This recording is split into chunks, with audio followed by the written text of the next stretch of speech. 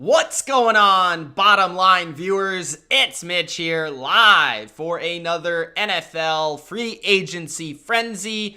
This time we are breaking down the moves from March 17th and March 18th. We have basically 2 full days of breakdowns to discuss, of signings, of trades, of maneuvers in the NFL for the 2021 NFL free agency. Nearly 50 players to talk about. Nearly 50 players to analyze. I'm going to give you my thoughts on the landing spots and my thoughts on how they fit onto your team, how they fit on their new team. Before I break down every single signing of the last 2 days, make sure that you spike that like button and don't forget to subscribe to the Bottom Line View for more NFL videos just like this. Guys, get in that comment section. Also, let me know what your thoughts are on your team right now in free agency. Do you like what they're doing? Do you hate what they're doing? Let me know in the comment section. I know that a lot of teams are starting to get into the action and into the signings and into the moves now. So, yeah, let me know what you guys think for free agency over the last couple of days. We've had some pretty crazy moves. I know that I recently just put out, yesterday I put out 15 different videos, so I hope you guys had the chance to check those out. If you haven't already, make sure you do. It's all on a playlist for you. All my reactions are in one single playlist. I'm going to be doing something very similar probably after I do this video. So I'm going to probably release those videos maybe tomorrow morning, maybe tonight.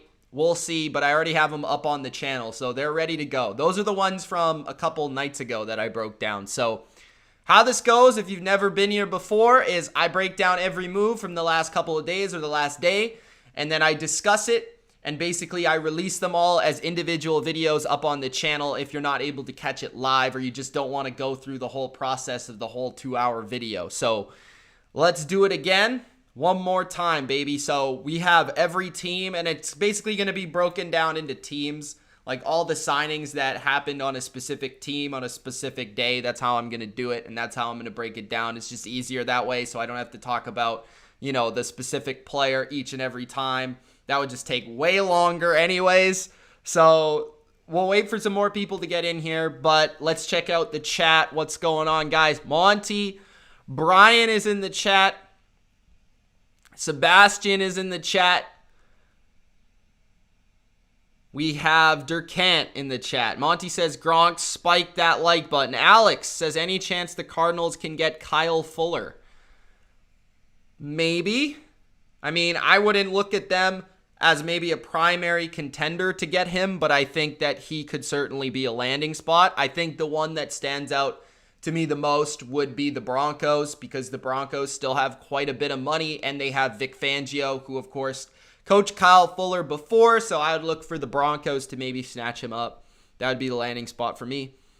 Lane Williams is in the chat. What's going on, bro? Kevin Durkant says, I want Sewell. April is in the chat. 49ers have A+ in free agents.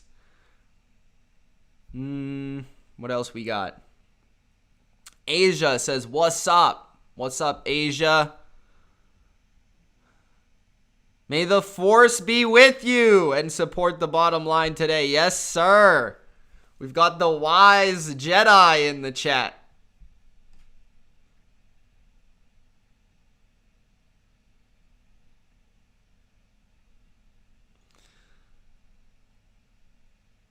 Brian says, Mitch, is Ryan Pace the worst GM in the league? Yes or no?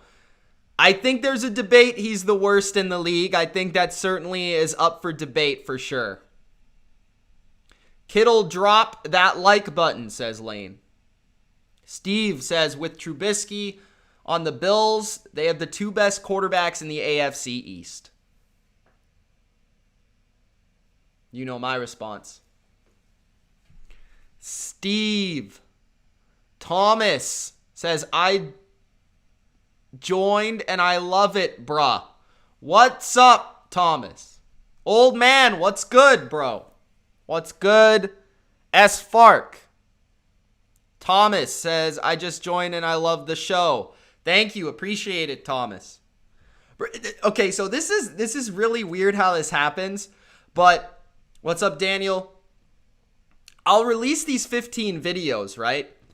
And the one that gets the most views is the Jacksonville Jags. Like, I appreciate you Jacksonville fans out there, but I was not expecting a video that was titled with Roy Robertson Harris to get the highest ratings. I'm just gonna say that. So I don't know how YouTube works, but it's kind of funny that that's the one that actually got the most views.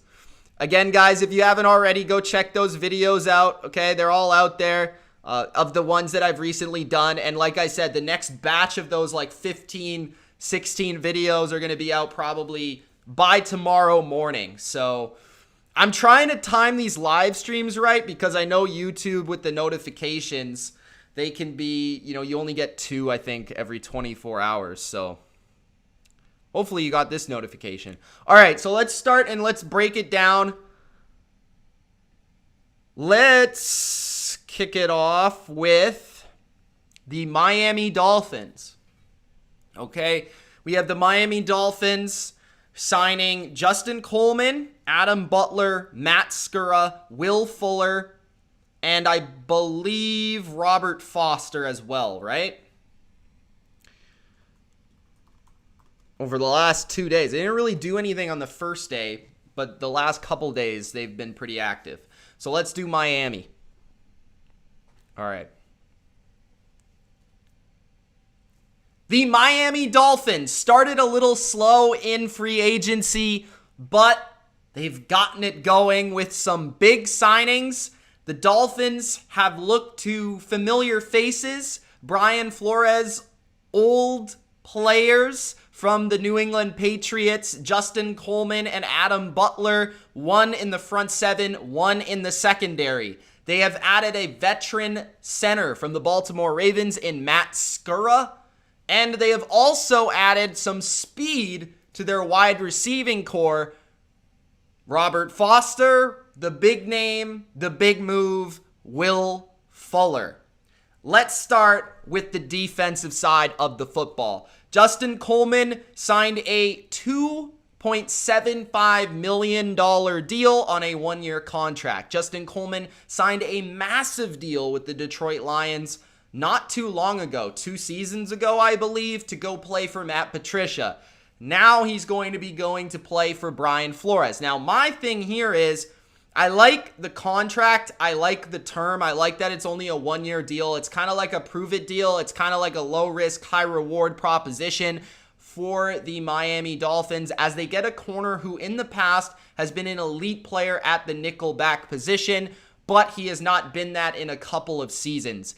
The problem I have with this signing is that when he's played in this system, when he's played in the New England system, he actually hasn't fared as well as he did in Seattle. His best play, Justin Coleman's best play, came in the Seattle defense, not in the New England defense. So while he does have recognition and familiarity with Brian Flores, with Bill Belichick, and with Matt Patricia, he actually hasn't played as well there as he has elsewhere. So that's why I don't love this signing, because I think, believe it or not, he's not actually a scheme fit. Maybe it was just Matt Patricia. Maybe it was that they didn't get any pressure on the quarterback. Maybe Brian Flores sees something that I do not. I get it. It's a low-risk, high-reward signing, and I understand the need for a nickel corner here. As, they spent a priority pick in the first round on a nickel corner a year ago, my boy Noah. But they did not really, address it fully. Like, they're not comfortable with it. And depth for this system is always big. Depth for the DB core in a Brian Flores defense is always a big thing. So having 4 or 5 corners that can cover, that can play man-to-man, that's a big deal. So I understand the signing. I get it. I think it makes sense money-wise. I just do worry, or I'm curious about the fit overall, because I think he might have been better off going elsewhere in a different scheme. But that's just my opinion. The second move is Adam Butler. Now, I like this move a lot better. Adam Butler is a player that is very underrated. I think he's one of the more underrated role players in the interior defensive line in the NFL over the past couple of seasons. I believe last year he might have had 6 sacks, or one of the last 2 years he had about 6 sacks. He's been fairly productive, but what he really brings is an interior pass rusher. He's very, very, very useful in games and stunts, and he just understands leverage and how to open other players up to getting free to the quarterback.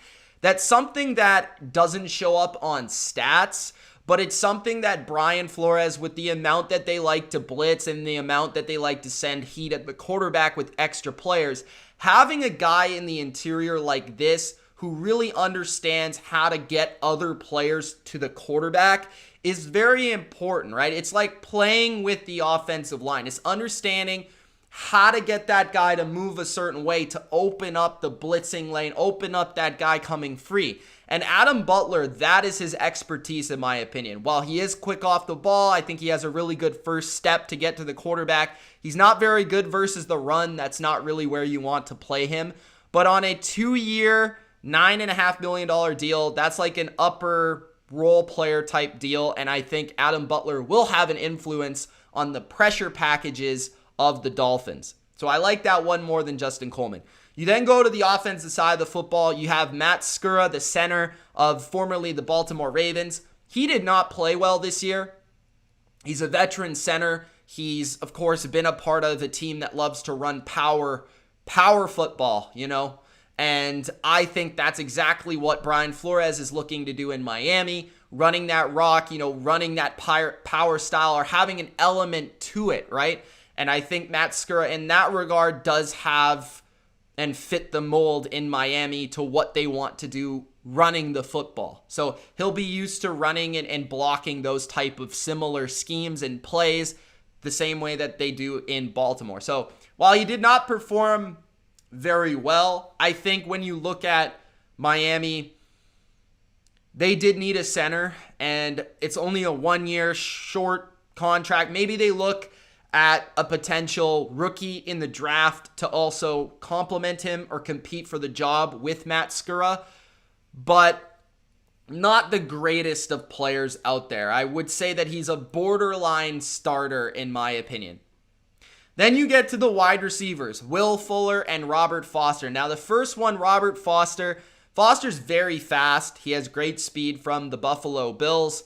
He has shown up in splash plays over the past couple of seasons with the Buffalo Bills, but he has not been put in a position as a number 1 or number 2 wide receiver. That is not what he is. What he is he's a role player. He is a depth signing at the wide receiver position, and he is another speedy guy. He's going to go down the field, might occasionally make a play with the ball in his hands, special teams. That's what he's about. He's going to be the 4th, 5th receiver on a depth chart, but he does provide very nice speed as well. Then you have Will Fuller. Will Fuller could come in and be the best receiver on this team from day one. I understand you have Devontae Parker, but Will Fuller is that talented and is a game breaker. When he's on the field, he is a very talented player. He can stretch the field. He can win one-on-one. He can get separation. He can go over the middle and make plays. I think that's an underrated aspect of his game. The problem with Will Fuller is he's been suspended. He's missing 1 game this year, and he gets hurt a lot. So as long as you can manage his injuries, keep him healthy, maybe even limit his reps a little bit, when he's on the field, he will make plays, okay? The question I have for Dolphins fans is, do we believe that Will Fuller was the right receiver to sign for Tua? That's my only question. Now, does Miami have a plan to maybe get another receiver in the draft? More of an inside receiver, more of a tough over the middle, Tua slot type of receiver where this is the guy that's going to gain the 5-yard, 6-yard plays, maybe similarly to the way you had Jarvis Landry in the past.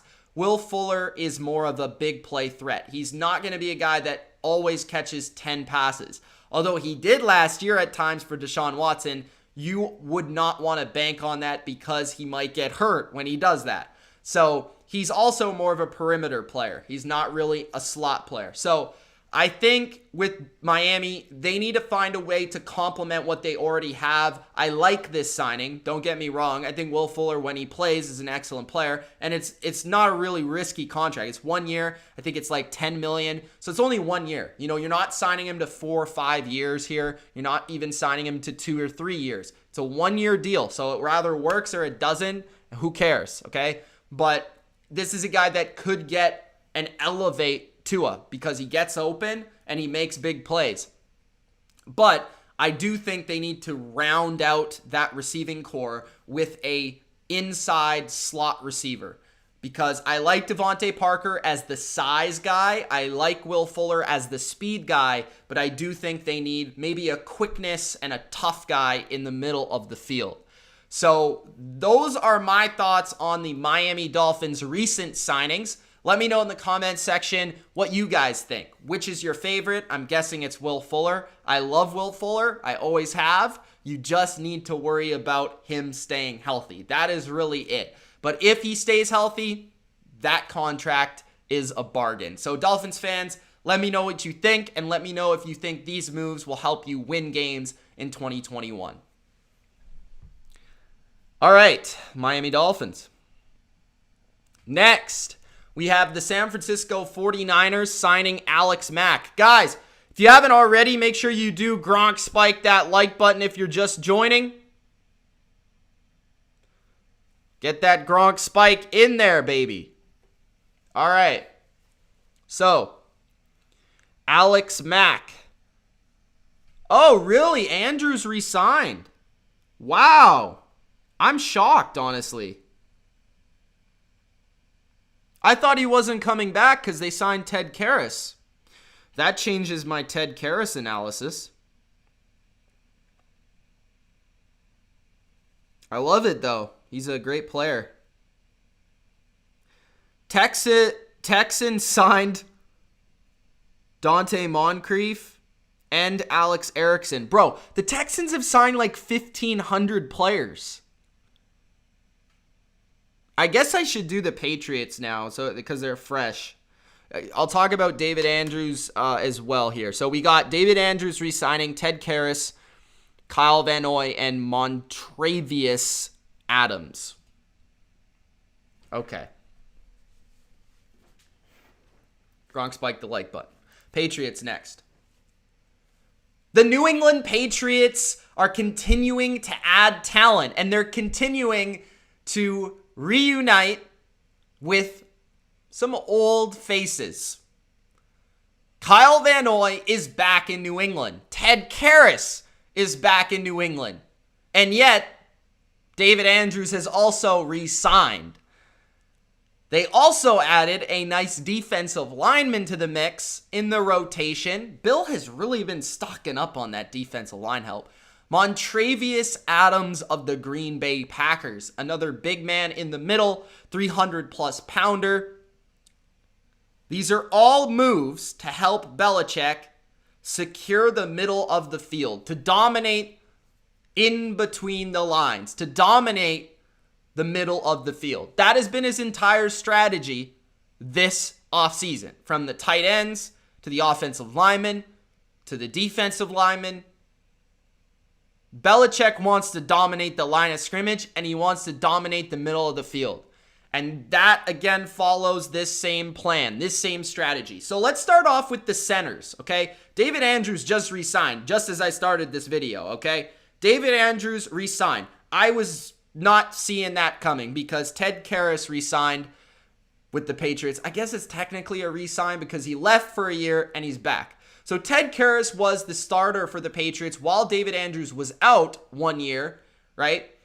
And he played fairly well. You know, he was average. He was a pretty average NFL starter. He left. He played again pretty fairly average, average NFL starter. So when they signed Ted Karras, I said to myself, that probably means David Andrews is gone because I don't think they're going to sign both Ted Karras and David Andrews because I think Karras is known as an NFL starting center. Like, that's just the way it is.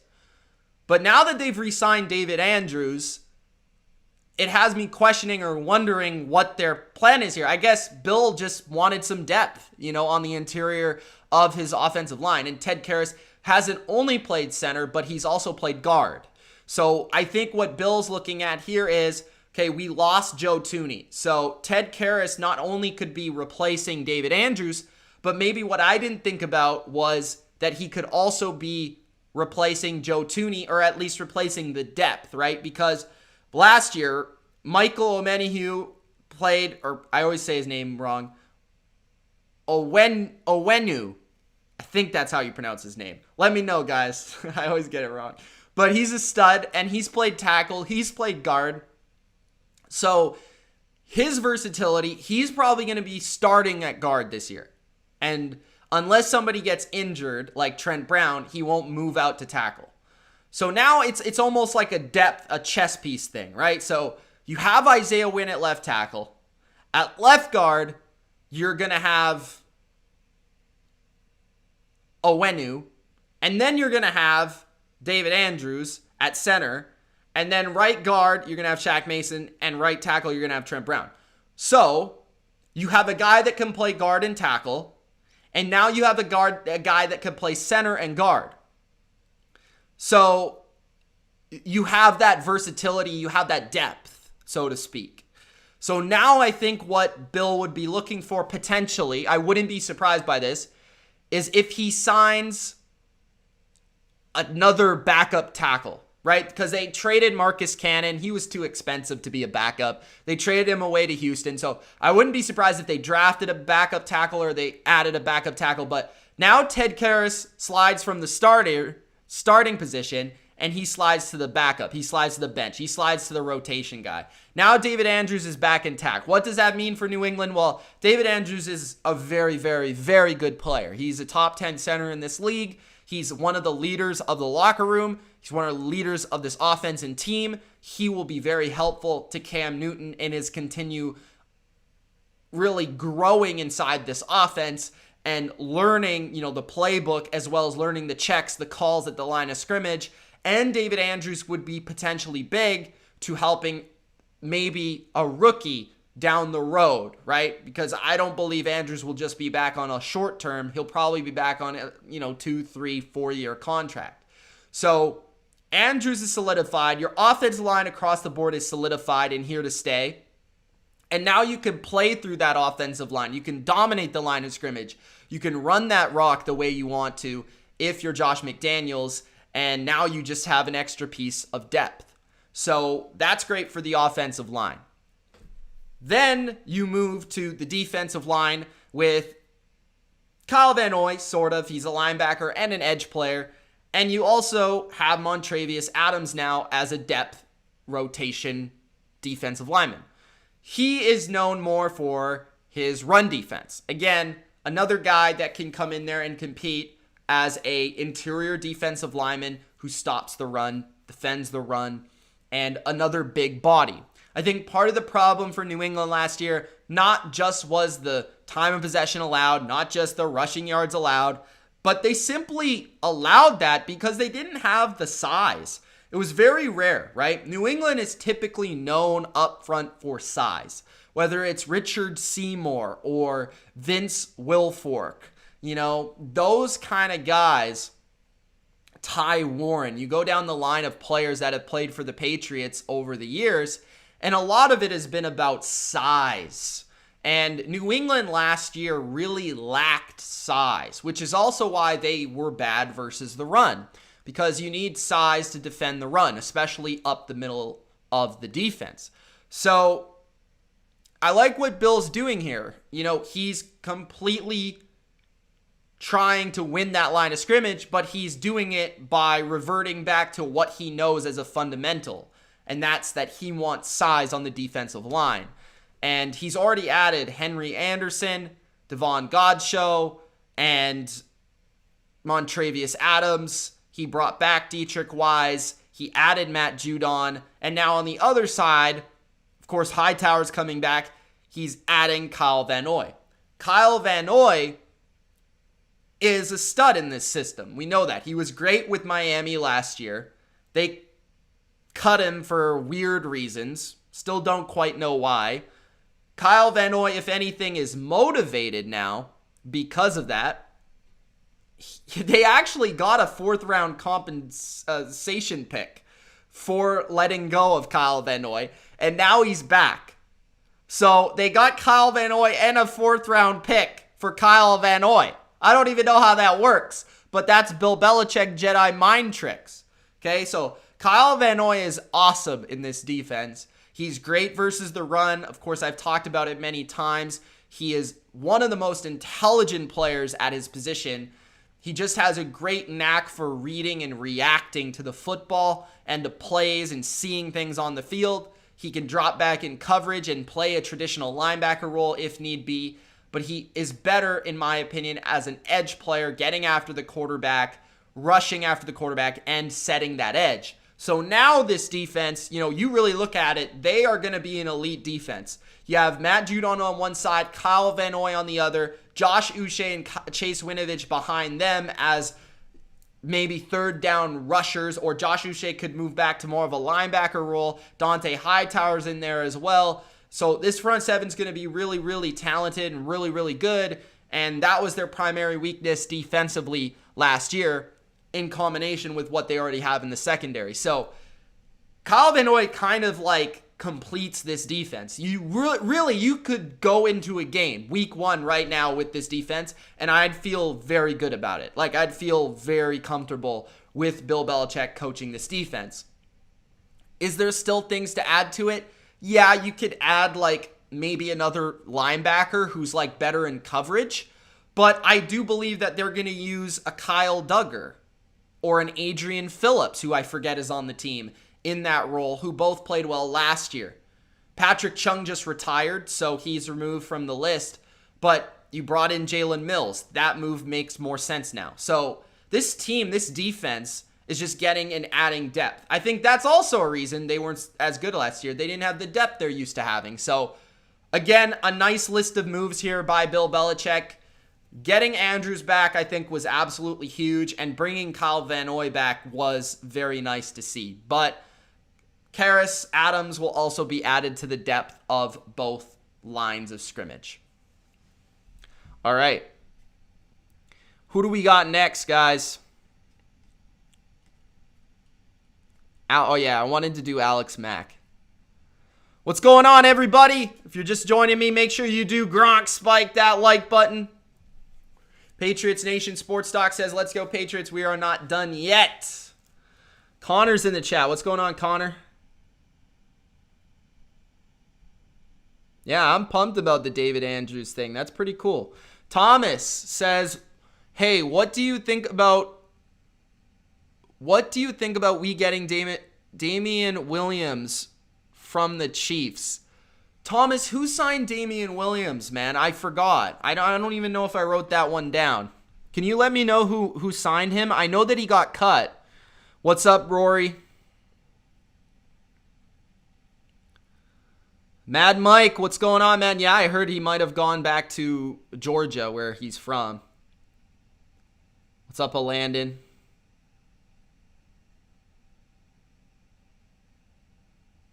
What's up, Dark?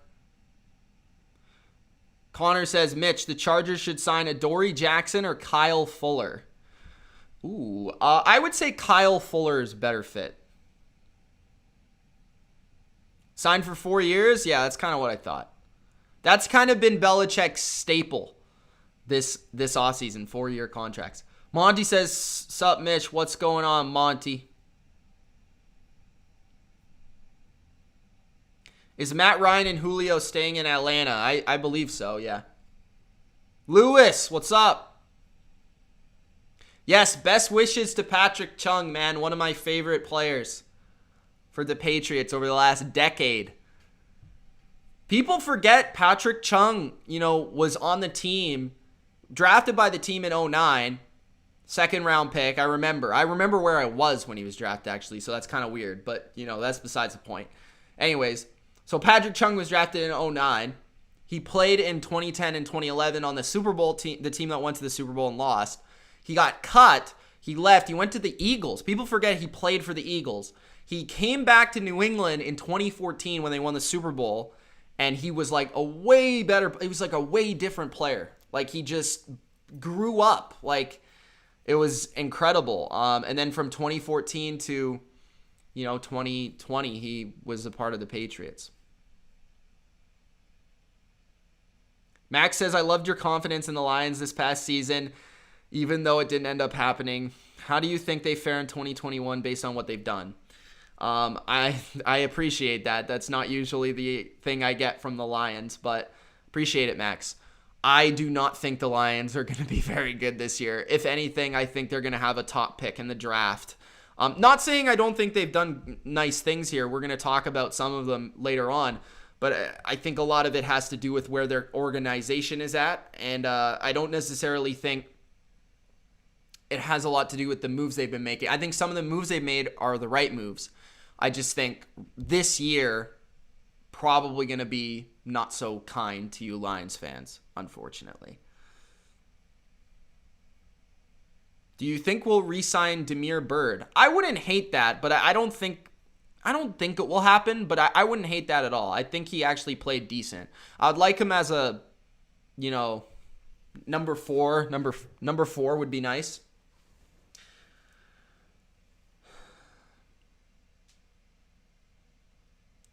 Mad Mike says, I talked to you a few months ago about coming on the show. Maybe we'll get it done soon. Finally hit 5K. All right, man. Yeah, hit me up again and let me know. I might be able to do it. Can't promise anything, but what are my thoughts on Brandon Copeland? He's been connected to my Falcons. Not a bad player. He's probably more of a special teamer than anything else, but he's a decent rotation edge player. Nothing special. Smart guy off the field, though.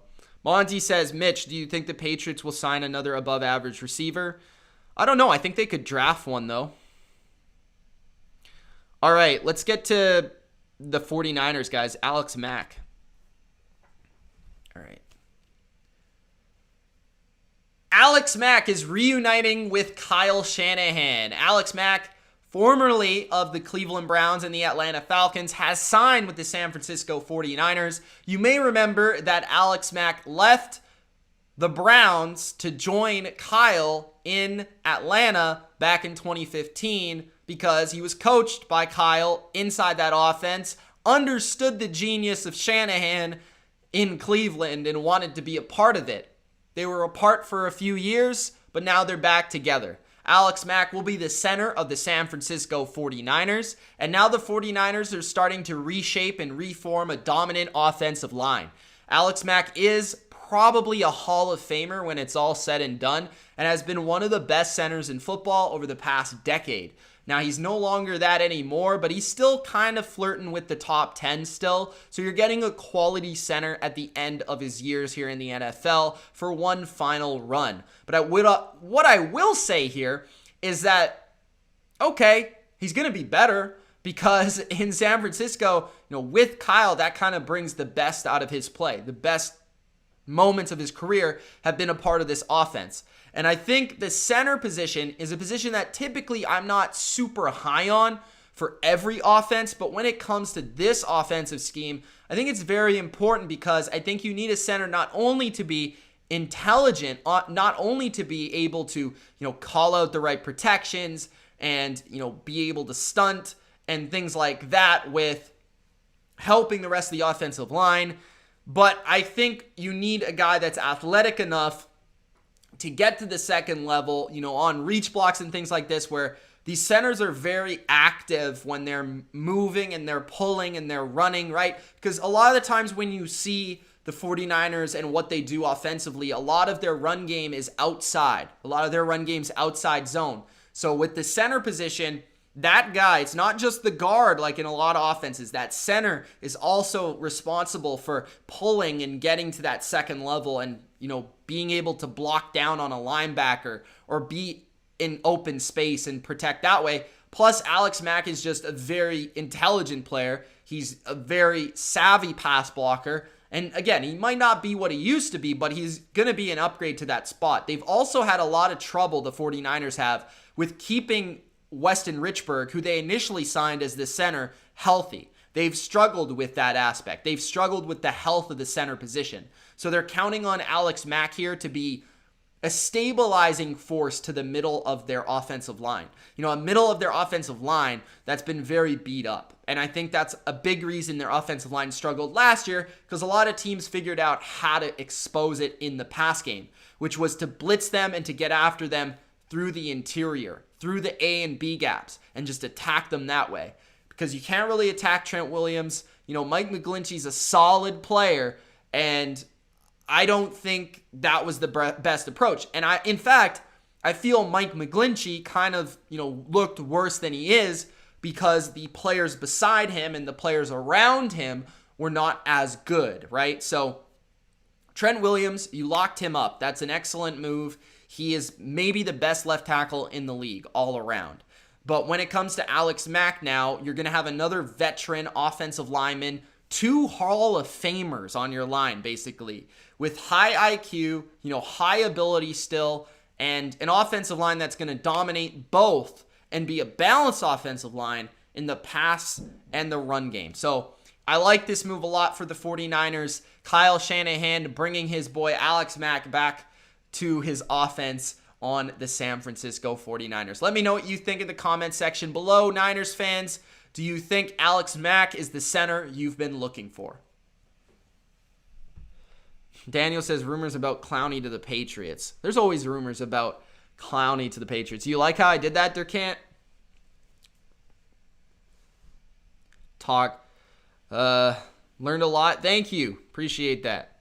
Do you think the Jets can land Juju? Yes, it does feel that way. It does feel like they're one of the top candidates, so I wouldn't rule that out at all.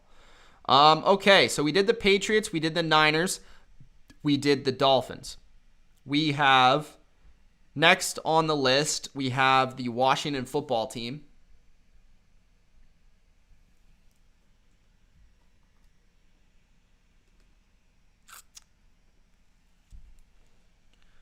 Okay. Curtis Samuel and Lamar Miller. We'll do that quick.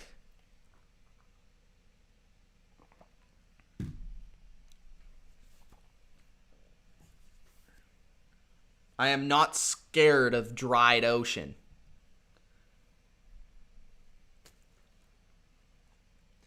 The Washington football team is adding a big playmaker to their offense. Curtis Samuel to the Washington football team, reuniting with his pal Terry McLaurin, both of Ohio State. The Buckeyes are back together, and now Washington has 2 fast wide receivers who can make plays in a variety of ways, whether it's through yards after catch, catching the football at the line of scrimmage and making a play that way, speed sweeps, maybe even getting the ball in the backfield. We saw that with Curtis Samuel from Carolina. This guy is a chess piece that now you can align and you can move everywhere, whether it's in the backfield, in the slot, on the outside.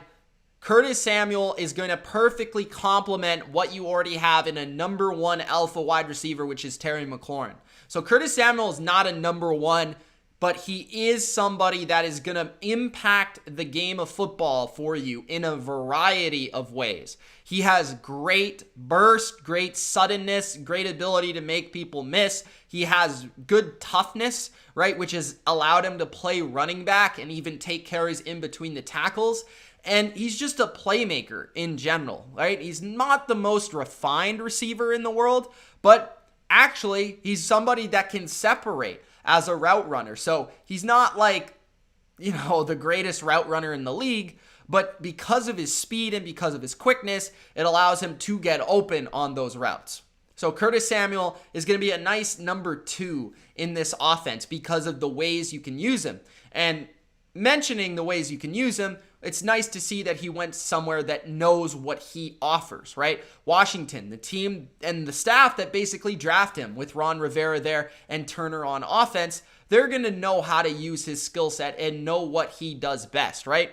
And I just feel like that is a very nice number one. Number two, you have Logan Thomas at tight end, who I think is way under the radar. He is a very dynamic tight end, former quarterback, but still dynamic tight end. So you have three legitimate options in the receiving game now, as well as an Antonio Gibson out of the backfield.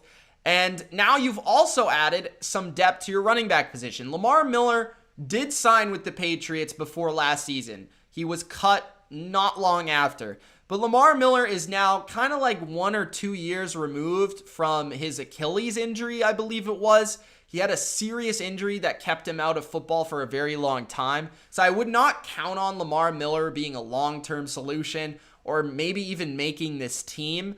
But he's somebody that has had some success at the running back position in the past. And he certainly, if he's healthy enough, can contribute and give and provide some depth to your running back room and your running back depth chart. And I think that's something that you guys needed. I think that's something behind Antonio Gibson. You don't have that many answers for the running back position. And Gibson, even in college, wasn't really known to take a lot of carries. So Lamar Miller is somebody that I think fits the system well. He used to be known for his breakaway speed, but he's a do-it-all, all-around running back, good with zone scheme specifically, and I think would fit in quite well with Washington as a third running back potentially, or just a veteran voice in the locker room that can help another younger running back grow. The real move is Curtis Samuel, but Lamar Miller is nice to see that he's getting another chance here, another crack in Washington, and we'll see if he can do anything with it. But I'm very excited about Curtis Samuel because he was one of my favorite receivers coming into free agency, and I was very curious to see where he would land. He does land with Washington, and we'll see how they use his versatile skill set in 2021. All right, that's Washington.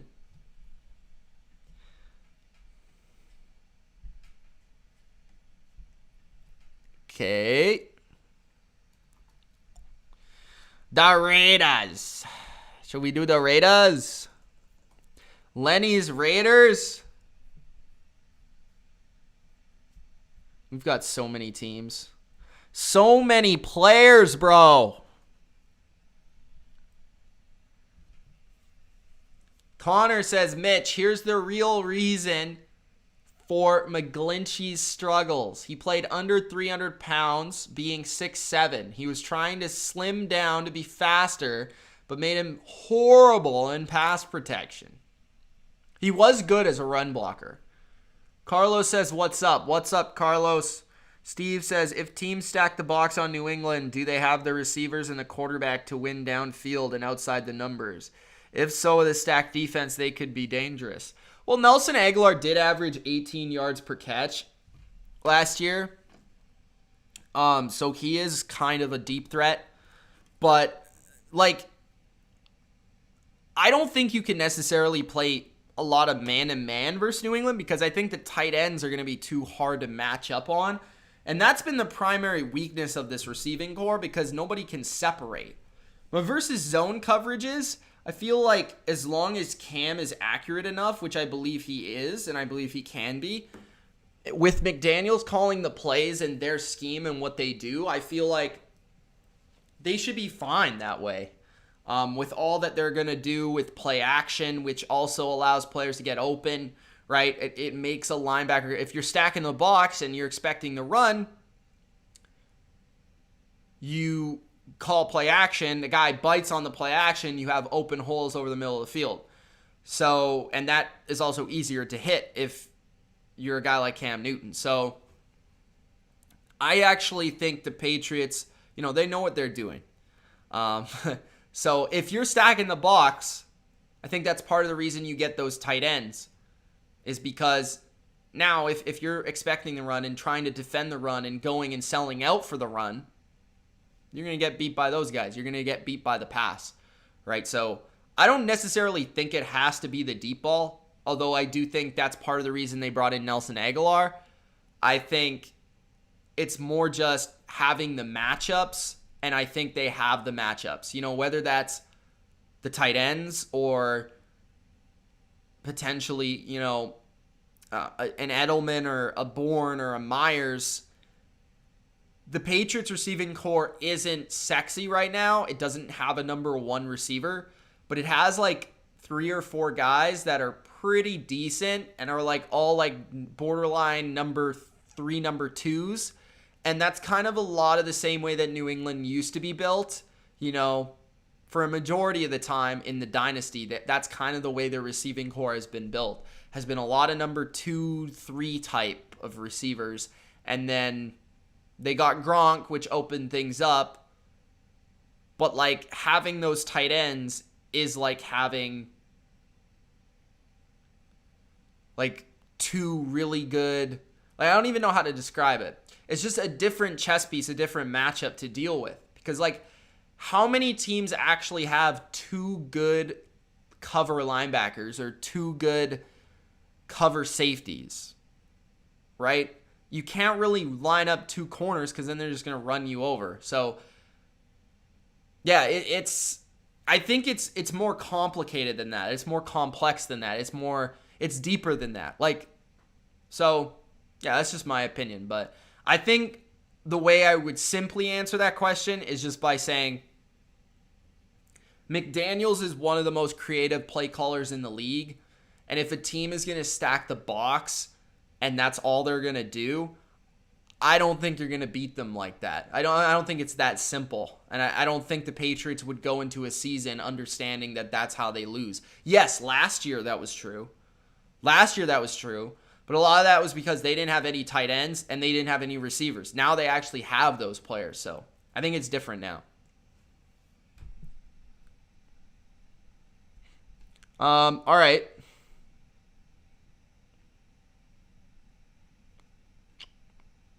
What's up, Ant Queen? She says, Mitch for president. Yes. All right. Raiders. The Las Vegas Raiders. I have absolutely no idea what is going on with John Gruden, Mike Mayock, and this organization, but what I do know is they're still signing players. Kenyon Drake, 2 years, $11 million. John Brown, 1 year, $3.75. Quentin Jefferson on the defensive line, 1 year deal. Solomon Thomas, 1 year deal. I like some of these moves. I dislike some of these moves. Let's start at the top. Kenyon Drake is the big signing. And this is the one I do not understand. The reason I do not understand it, a variety of reasons. Josh Jacobs is a pretty good running back. You spent a first round pick on a running back. You cannot then spend pretty good money on a running back in free agency.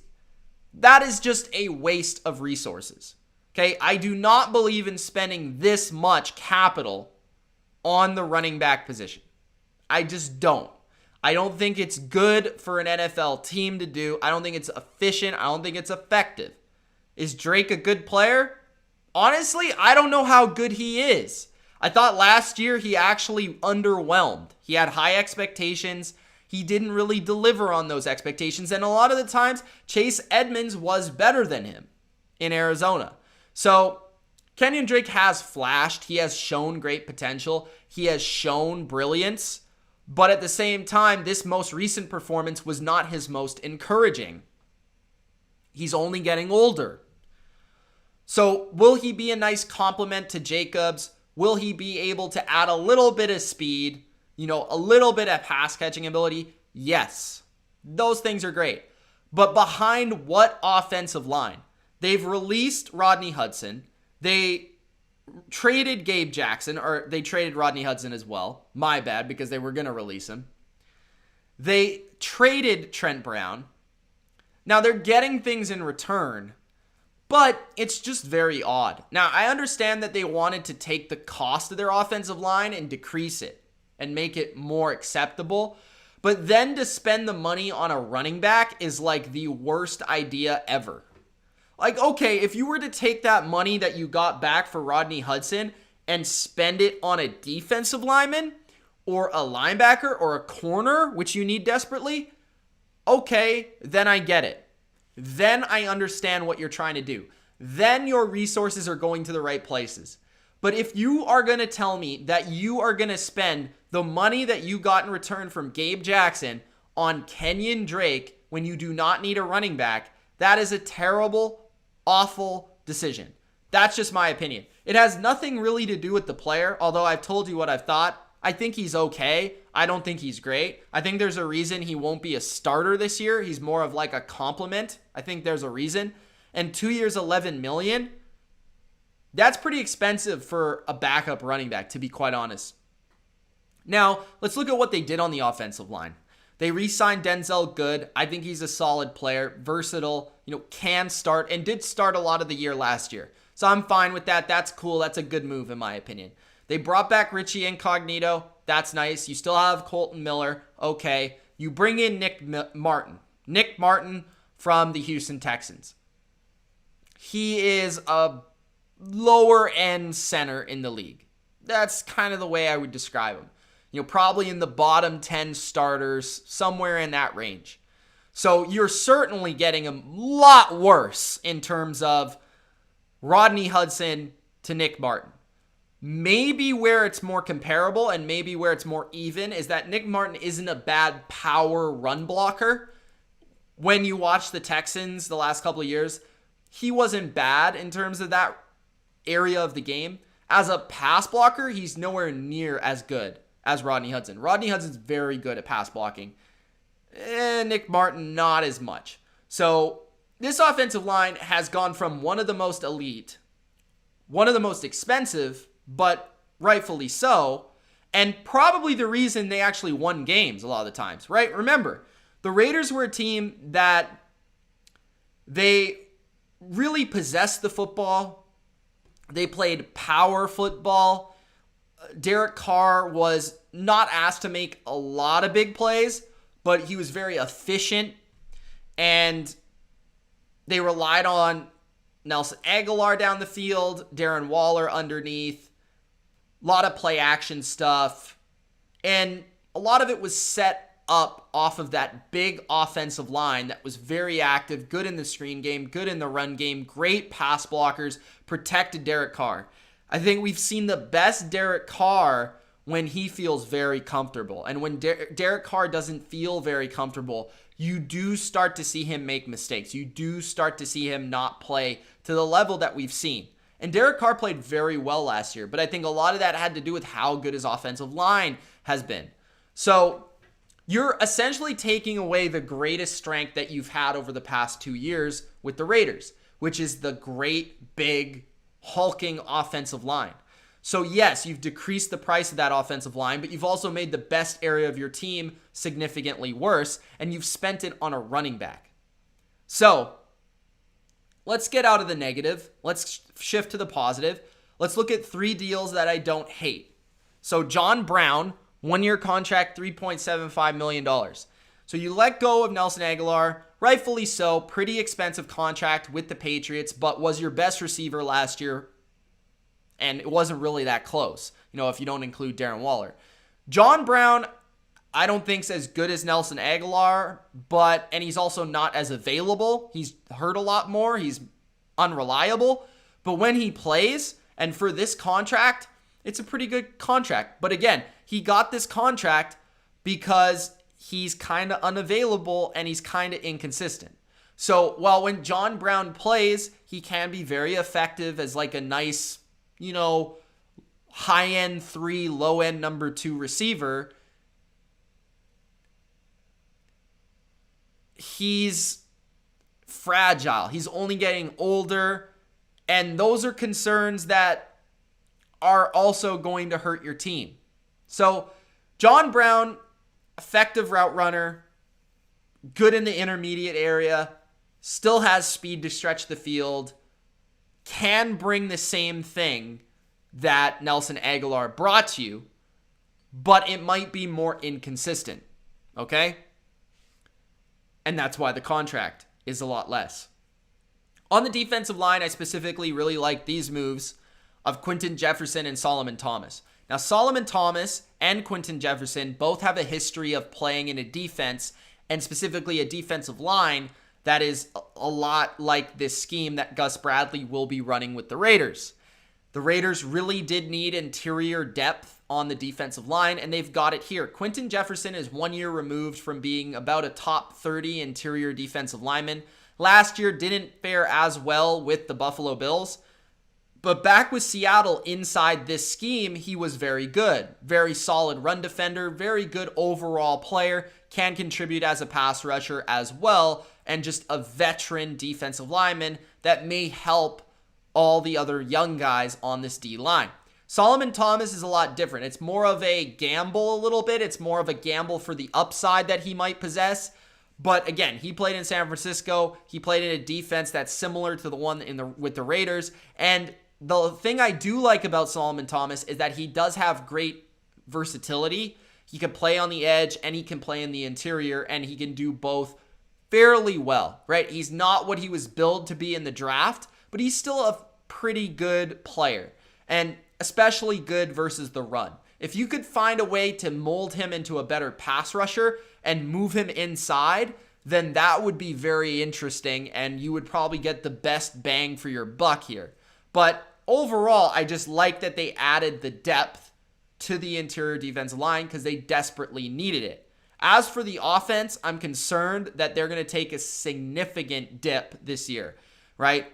They downgrade at wide receiver, although I don't think John Brown's a bad signing, especially for the money, and they've significantly downgraded on the offensive line. So I'm concerned about that, but hopefully you can enable yourself to continue to build this defense up from really scraps into something and mold them into something. So the Raiders sign Drake, Martin, Brown, Jefferson, and Thomas. Let me know what you think in the comment section below. Which move of these was your favorite? All right. Raiders are done.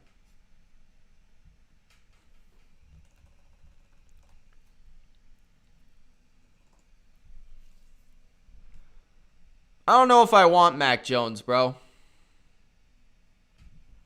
Cincinnati.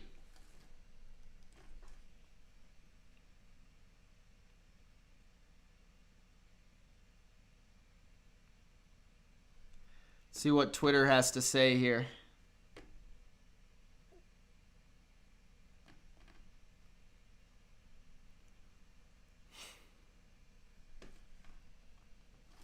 Okay. Should we do Larry Ogunjobi?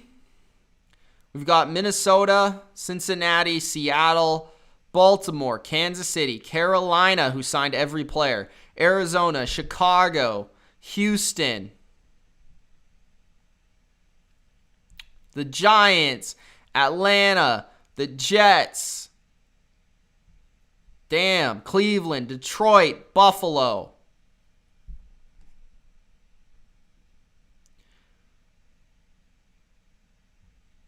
I got Buffalo near the bottom, bro.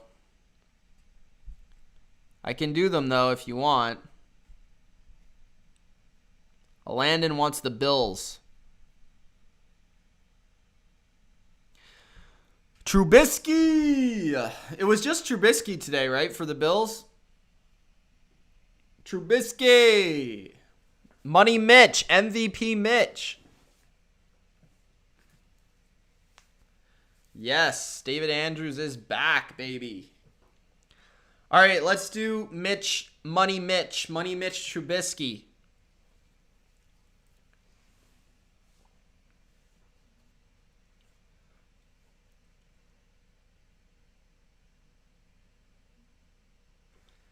The Buffalo Bills are signing Money Mitch, MVP Mitch, Mitchell Trubisky, the former high first-round pick, drafted over Deshaun and over Mahomes. Mitchell Trubisky, his career in many ways has been kind of written by that draft slot. But what I do believe here is that Buffalo is getting a quality backup with more upside than just about any other backup in the NFL. Mitchell Trubisky is capable of coming in and starting games and winning games in the NFL. He's done it before and he can do it again. Mitchell Trubisky has actually never been surrounded by a system and by a core such as the Buffalo Bills. This is a very, very low risk, high reward proposition for the Buffalo Bills. Now, you're never going to expect Mitchell Trubisky to supplant Josh Allen as the starter. That just simply will not happen. Josh Allen is an elite quarterback, and Trubisky is not. But Trubisky is an elite backup, that's for sure. And if anything were to happen to Josh Allen, I do think that Mitch Trubisky is one of the ideal guys to have coming off the bench and replacing Josh Allen. Reason being is that Mitchell Trubisky, similarly to Josh Allen, has very good mobility, can escape the rush, can run around, can make plays with his legs. Both have a strong arm. And the thing with Mitchell Trubisky here is that, again, with Josh Allen, a big reason why he was able to jump to that next level is because the system with Brian Daboll and the wide receivers and gaining separation was a big thing. Trubisky's biggest weakness is his accuracy, is his intelligence. And if he were put into a system that, like Buffalo, has receivers who can separate, get open, and basically increase the windows for the quarterback, then Trubisky can actually have some success as a passer, more so than he did in Chicago, where he did not have, let's be honest, the best supporting cast at wide receiver, and didn't really have the best offensive line either. So Trubisky is a very nice backup to have if you're the Bills, because he does have similar traits, although not as good, but similar traits to Josh Allen.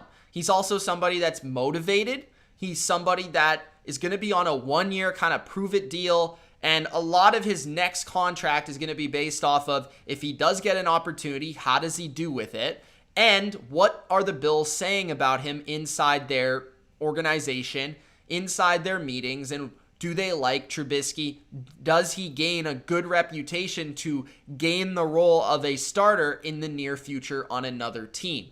So this is almost like a reclamation signing. It's a low risk, high reward, and it's something where if he were to do well, if he were to get in the game and perform at any level, he would put himself back in the conversation because he has had winning seasons. He has been a starting quarterback in the playoffs. He'll put himself back in the conversation as a starting quarterback. And he's still pretty young. So you like all aspects of it from the Buffalo Bills. Do I love Trubisky if he was my starter? No, absolutely not. But would I love to have Mitchell Trubisky as a backup, as somebody that if I needed him, he could win a game? Yes. And somebody that has upside that maybe, could do something. So I think it's really a fascinating signing from Buffalo's perspective, because I didn't expect them to be the team to do this. But I think it makes a lot of sense because Josh Allen does play a somewhat risky style of football. He does put himself in a position where he gets hit a lot. And I do think that Buffalo looks at themselves as a team and an offense and just overall an organization that could get the best out of Money Mitch. So I like the move. And I do think that Trubisky being a backup for now was the best decision for his career. He needs time to learn, he needs time to grow, and maybe take another crack at it sometime in the future. But the Bills are willing to capitalize on that right now in 2021. Let me know your thoughts on Trubisky signing with the Buffalo Bills. All right. Jake Fromm stinks. I'm sorry. All right. We got Trubisky there. I'm curious what you guys think about Trubisky. What do you think? Let me know.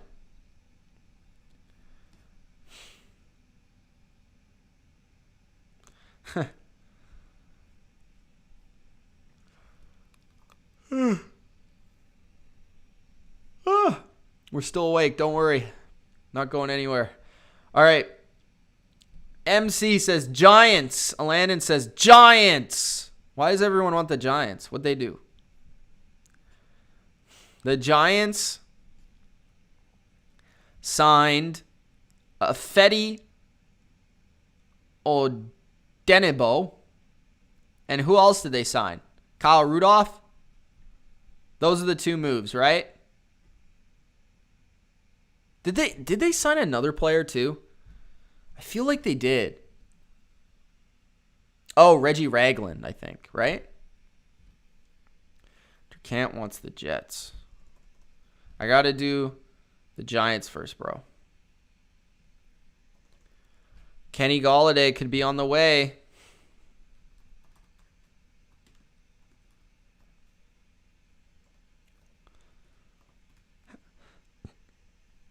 Glennon. Oh, we got Glennon.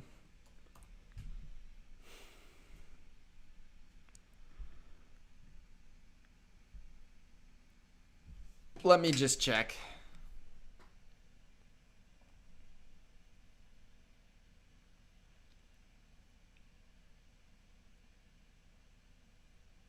I'm still surprised Andrews is back.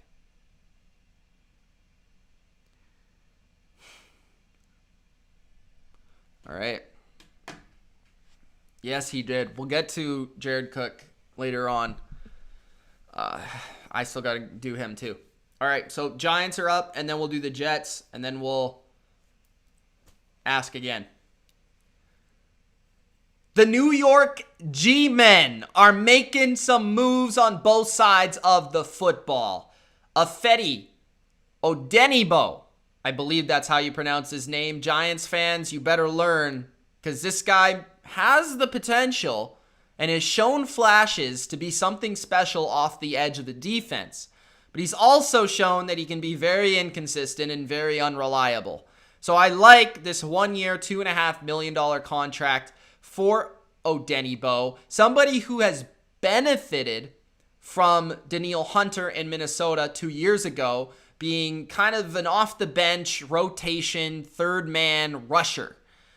And athletic, all the measurables, all the tools to be something special, to be a great pass rusher. In fact, Minnesota expected him to be the guy that was going to take over and be successful and be something after Everson Griffin left.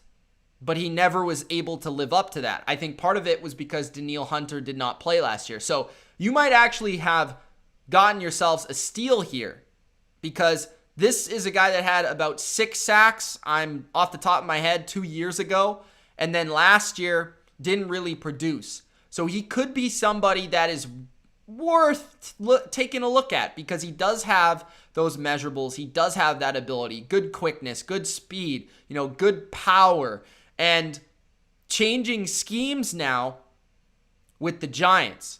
So maybe standing him up a little bit more will be to his benefit, moving him around, using him more as a chess piece, right? And finding ways to get his athleticism in the right position to get to the quarterback, instead of simply being an off-the-line burst pass rusher like Minnesota likes to utilize him in that form, in their scheme, and what they ask for players. So the Giants now have a very athletic, big man off the edge, kind of replacing what they had a couple of years ago in like a Marcus Golden. That's kind of like the type of player I look at, maybe more athletic but not as big. But you kind of understand what the Giants are looking at here. The upside is immense, but the downside also is there as well if they're going to be relying on him to be one of their primary pass rushers. That's not what you want. Now, there were other signings as well on the defensive side of the football. Reggie Ragland, linebacker. You might know him from the Kansas City Chiefs. You might also know him from the Detroit Lions.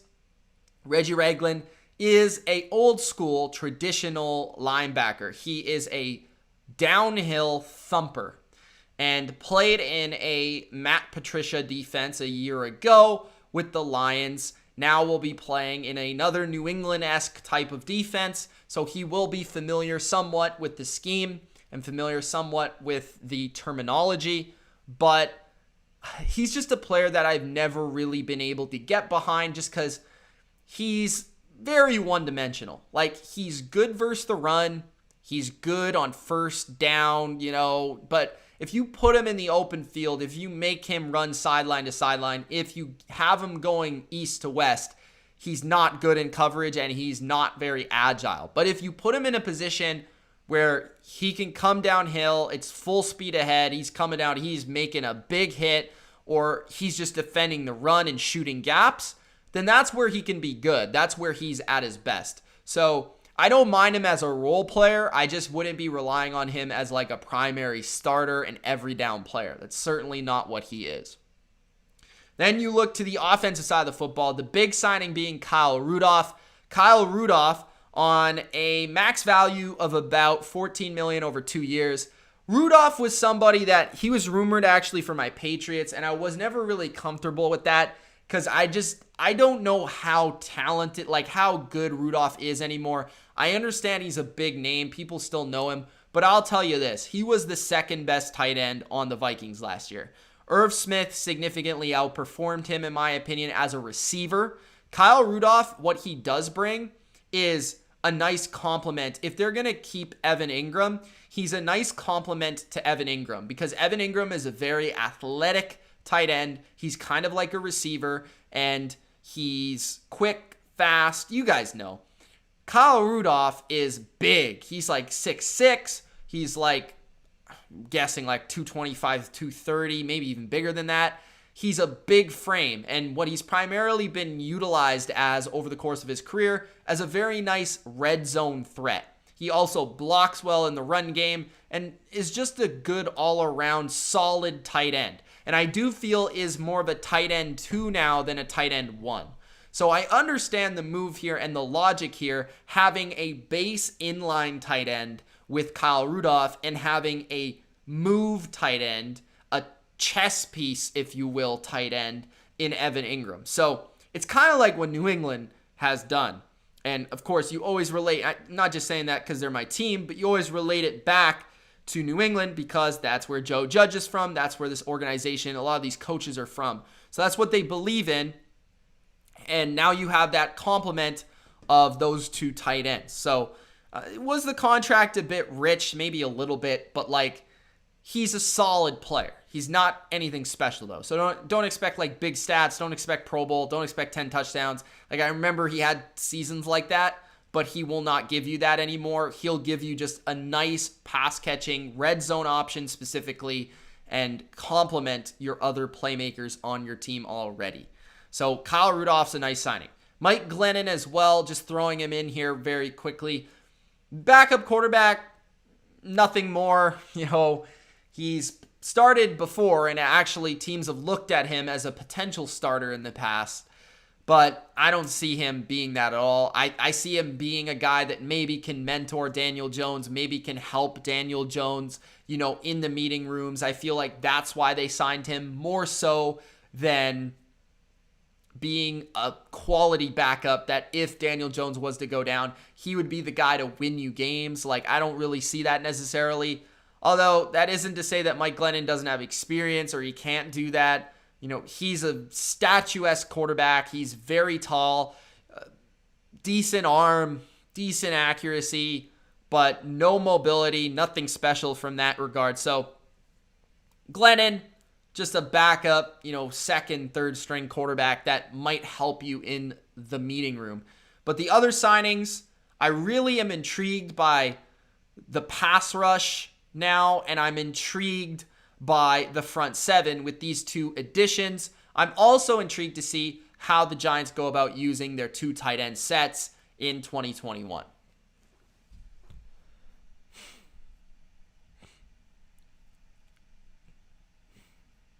All right.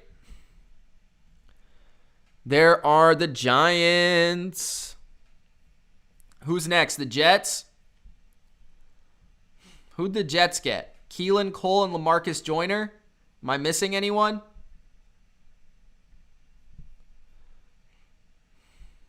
Liam says, Dirty Dave Andrews, baby. Back at center. He says, I love Ted Karras, but he's not Dirtbag Dave. LFG. Yes, sir. Dirtbag Dave is back, baby. In the meeting room, baby. Who did the Broncos sign?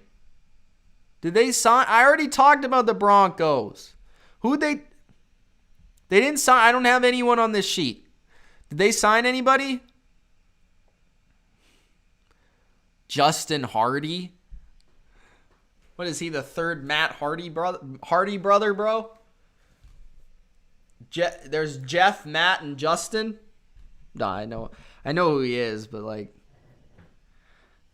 what's up, man?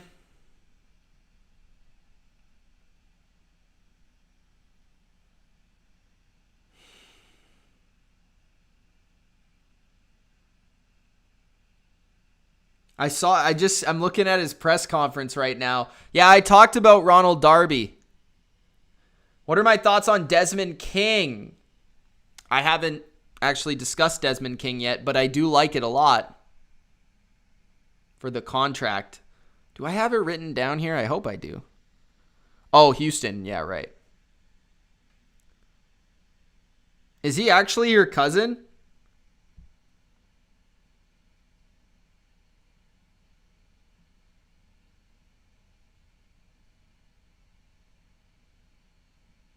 If he's your cousin, Durkan, I'll talk about him.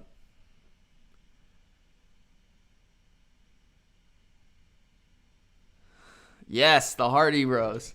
All right, let's do the Bengals quick because they only have one player. Guys, Gronk spike the like button if you haven't already. Cincinnati, Larry Ogunjobi. All right.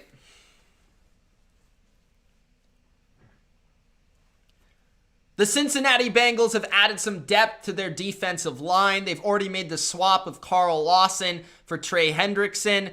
They are looking to add some depth, some rotation, and role players to the mix as well. Larry Ogunjobi is formerly a very high draft pick of the Cleveland Browns. You may know him being a Bengals fan, seeing him twice a year. He's flashed. He's big potential. Had some good seasons, actually.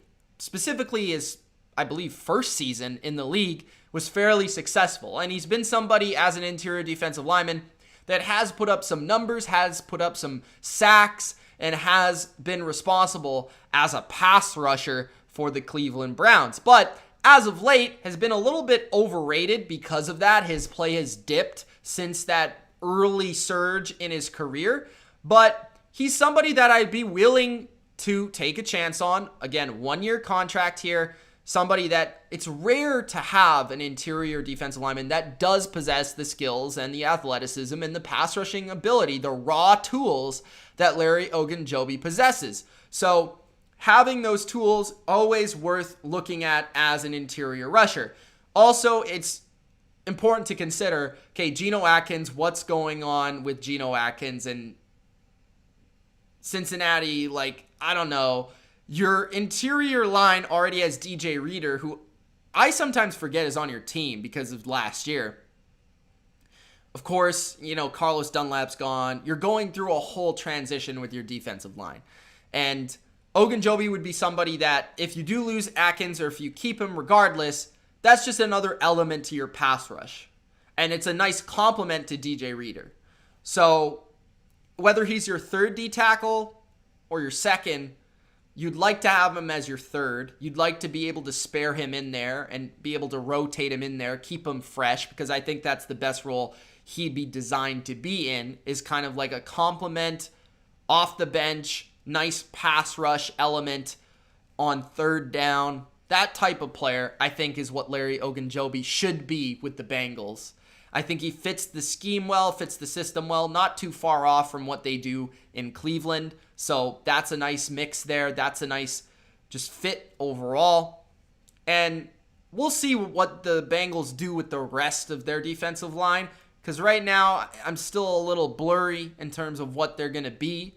But I do think if you have Ogunjobi as that third guy in that interior, I think this is a very nice signing. Very limited risk and pretty high upside with somebody that's shown flashes throughout the course of his career. So let me know what you guys think about Larry Ogunjobi signing, going from the Browns to the Bengals, right? And staying within that AFC North. Let me know where you think he fits on the Cincinnati roster.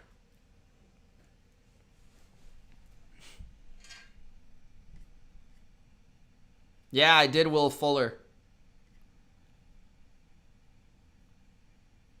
All right, Justin Hardy, the third Hardy, bro.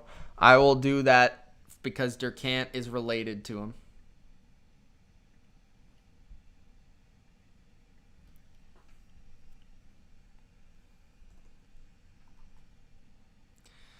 Do Seattle. Man, Landon is needy, bro.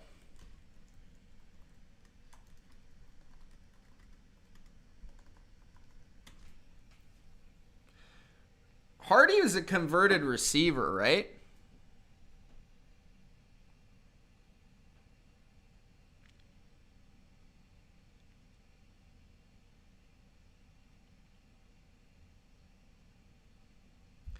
All right. The Jets, 3 signings. The New York Jets have added 3 players that will help the 3 phases of their football team. Keelan Cole at wide receiver, LaMarcus Joyner at free safety, and Justin Hardy on their special teams.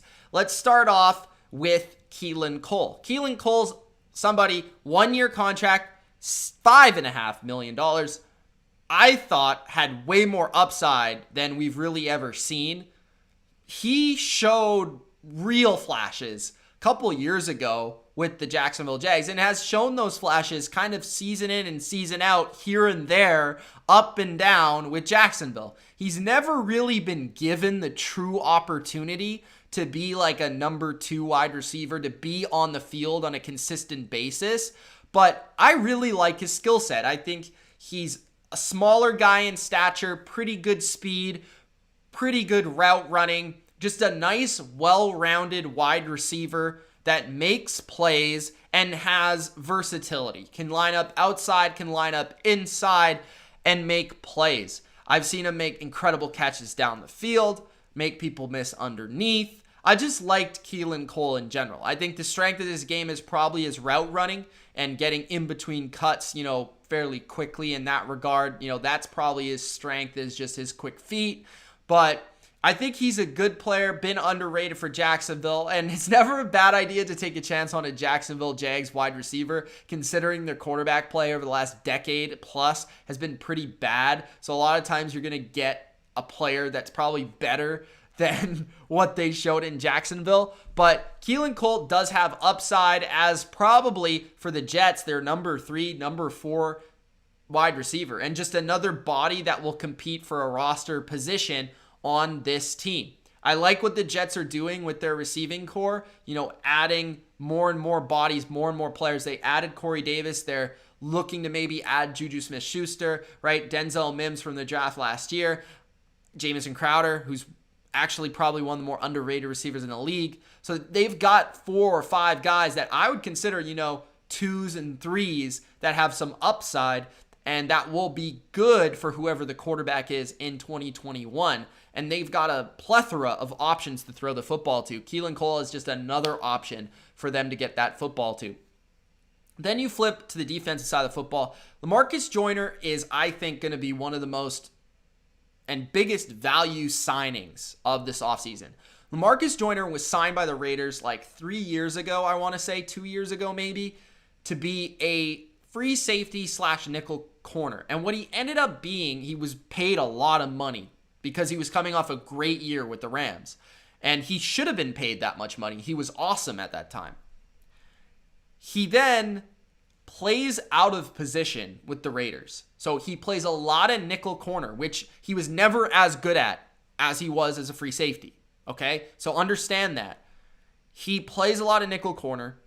The Jets are signing and bringing him in as the Seattle scheme free safety. Okay? So this is Robert Saleh defense. He's looking for that rangy free safety.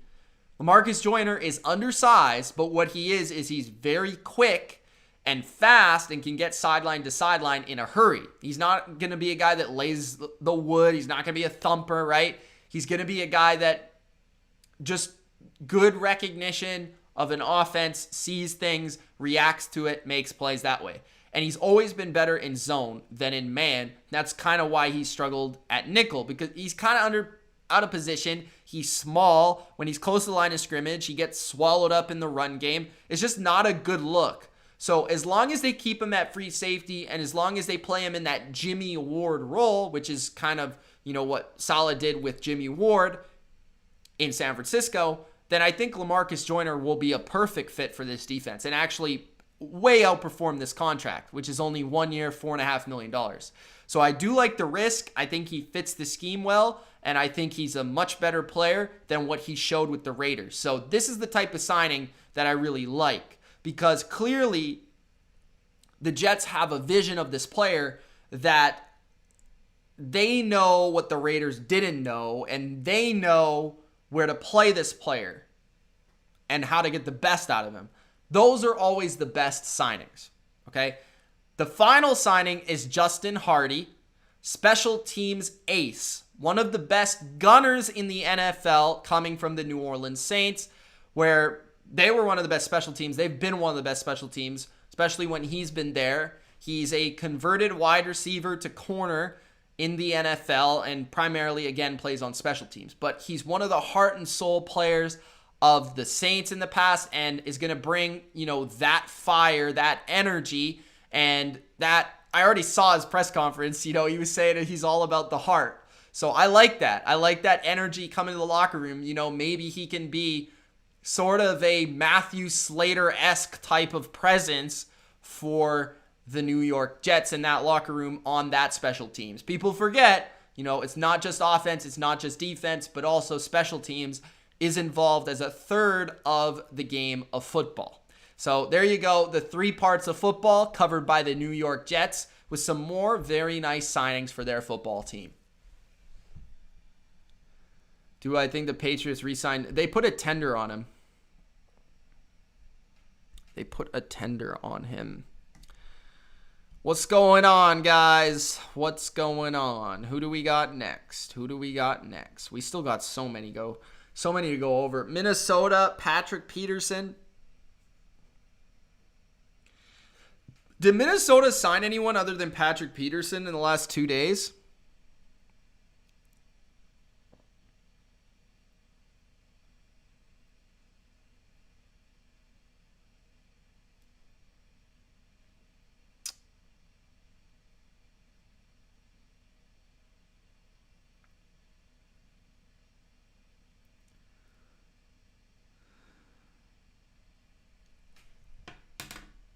Print made it. Says, do you know who Ziggy Hood and Montreal Meander is? They came from my...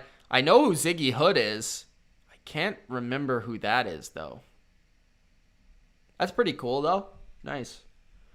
All right. So let's do Patrick Peterson.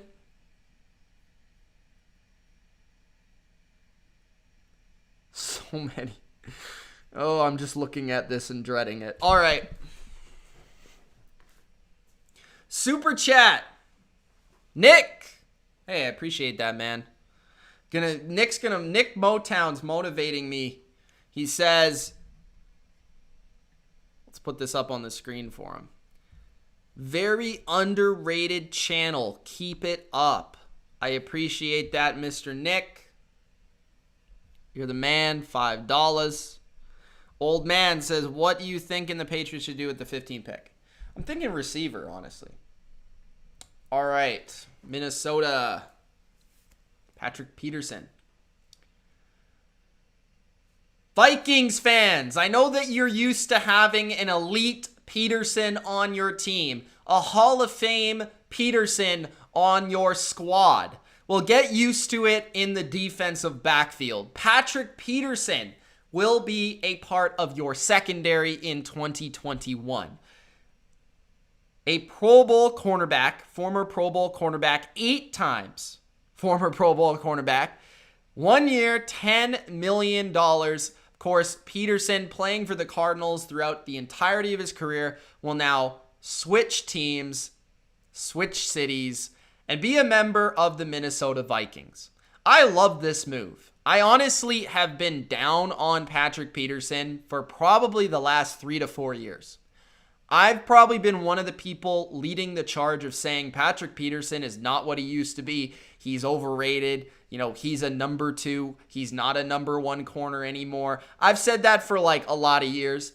And just recently people have realized that that's actually the case. Okay? But that doesn't mean that I don't like this move. I love this move. I really like this move because Minnesota's biggest weakness was the corner position last year, and it wasn't even relatively close. Like, not even close. Corner position on Minnesota last year was awful, dreadful. You understand it. Why I think Peterson's a nice fit is he can give you a solid starting corner still. He makes plays on the football, if anything. He's still athletic enough. He's smart enough. He's going to jump the football. He's going to cause turnovers. He's going to make plays, right? And in this system with Zimmer, I think he'll be better because I don't think, you guys don't play a ton of man-to-man coverage. It's not like you're going to be asking Patrick Peterson to be like an island corner, one-on-one, just shutting people down. He's going to be playing a lot more zone. He's going to be playing a lot more in his comfort zone at this point in his career. And I think he'll be somebody that can also mentor the rest of the defensive backs on this team. So Patrick Peterson is just going to be a stable force for your secondary, right? Not an all-star, not an all-pro, not a Pro Bowler anymore, but just a nice starting corner. And that is something that the Vikings did not have last year at all. So you mix him in with a young DB group, and you could potentially rise really the rest of this corner and DB group simply by the presence of Patrick Peterson being there. That is also something that is maybe not necessarily tangible, but I do think exists and I do think is a real thing. So again, don't get in your mind that Patrick Peterson is going to be some elite shutdown corner for you. He will not, but he could see a little resurgence in this Zimmer scheme. He could be a very stable force as one of the perimeter corners on your football team, and he will be better than much of what you had in 2020. So all of those are positives. All of those are plus-is, and all of those are things that I think need to be talked about. So Patrick Peterson to the Vikings, I think, is a very solid and smart move by Minnesota.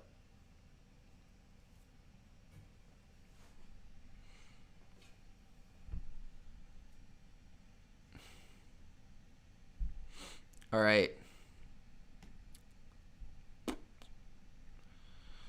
Minnesota is done. We've got the Seahawks. We've got Baltimore, your Cant's favorite team. Kansas City, Carolina, Arizona, Chicago. We got Houston. I'm going to put Chicago last because Angelo Blackson is not necessarily a big name, so they're going to go last. Yep.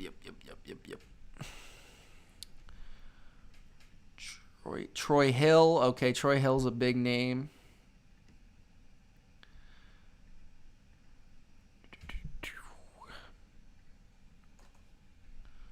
Just trying to organize this so if I don't do them all tonight, I'll leave the lesser names for, maybe me to record by myself or something.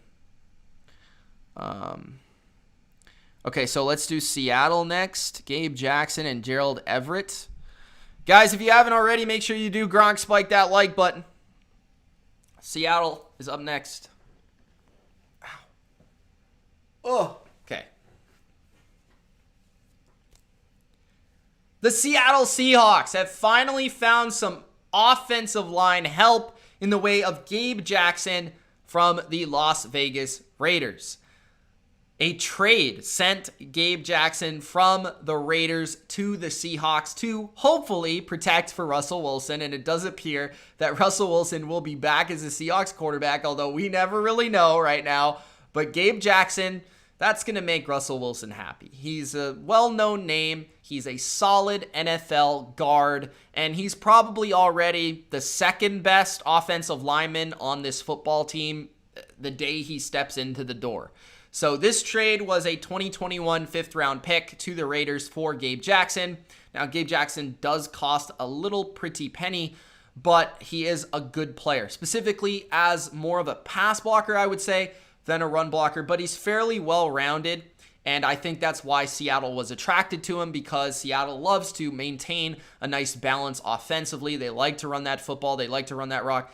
Gabe Jackson has some good size. He has good feet overall, pulling linemen. A lot of that, what he did with Gruden, I think is going to be transferable to what they do in Seattle, having fairly similar offensive schemes. So I think Gabe Jackson overall is just going to be a presence for Russell Wilson, protect the interior. I think it's very important. When you looked at Seattle last season and when you looked at Seattle this offseason and what they needed to do, I think a lot of what they needed to do was prepare to stop Aaron Donald, prepare to stop J.J. Watt, and prepare to stop Eric Armstead, and just overall the defensive lines across the board of the NFC West, and especially the interior. So big reason they lost to the Rams is because they couldn't block in the interior, and Russell Wilson was being collapsed on within the pocket, and Gabe Jackson's at least going to solidify that, stabilize that, and keep Russell Wilson protected a little bit better in that interior. I think it's finally nice to see that Seattle has been willing to, give out a little bit of money, give out a little bit of resources to fix this offensive line. And I do like that they're now going the route of more well-known assets and more, well-known pros at the offensive line, because what they've been doing for the last couple of years, and maybe more than a couple, has been they've tried to gamble on the draft on the offensive line and spent some picks and some capital on the offensive line, and none of these players have panned out. So it's been bust and bust and bust on the offensive line for Seattle. It's not really like they've addressed it. They've tried to address it, but it hasn't really worked out in their favor. So I like that instead of, drafting an offensive lineman in the later rounds, they just send a fifth for a guy that they know is pretty good. Not an elite guard, but like a solid guard and maybe a little bit above average. So that's great. And I think that is a step forward for the Seahawks. Now, they also made another move, taking Gerald Everett from their rival Rams and making him their new starting tight end. Gerald Everett got a deal up to $7 million with $6 of it guaranteed. Gerald Everett is never a player that stood out to me personally.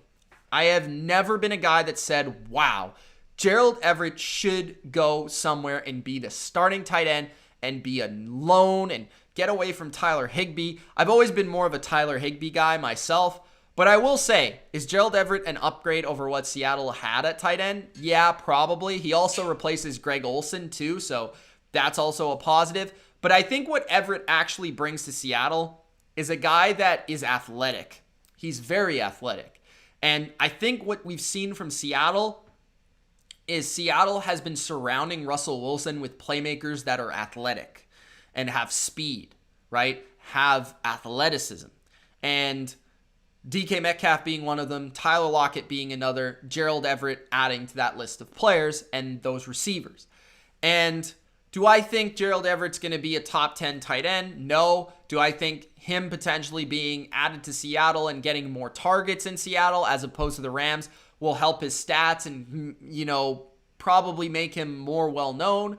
Yeah, he probably will be, and he'll probably will produce his best season ever this year. But I just wouldn't expect like an upper echelon tight end. I see Gerald Everett as like, yeah, he's probably a starting tight end in this league, but I would probably look at it as like he's going to be a bottom 10 starter. Maybe with more upside to do something, but nothing crazy. But what really stands out to me with him is just his athleticism. He has good size, good speed, good receiving skills that have never truly been utilized correctly. So maybe Seattle can put him in a better situation to succeed. So those are the two moves that they have done offensively in Seattle to help Russell Wilson in 2021. Seahawks fans, let me know if you think this is the right approach by Seahawks and the Seahawks Seattle and Seattle Pete Carroll, all of them. Do you think this is the right approach, or do you think they should have spent more dollars, more assets, more money on fixing the defense? Let me know in the comment section below. Let me know what you think of Gabe Jackson and Gerald Everett in Seattle. All right. Gerald Everett is done. I got an itch like right here, and it's absolutely killing me. Okay, I had that itch like the whole video, the whole time. Okay. So Gerald Everett is done. Okay, Josh Oliver is not a very big name. There are still lots of free agents out there. Put him down the list.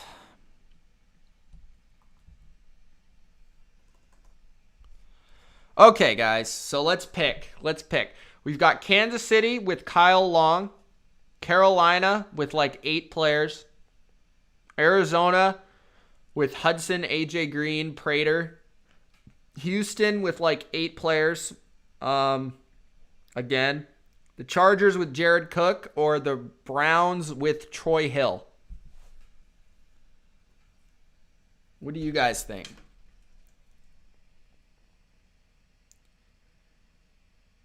Josina Anderson tweeted that Kenny Galladay's visit with the Giants is currently expected to continue Friday with a physical and a meeting. Interesting.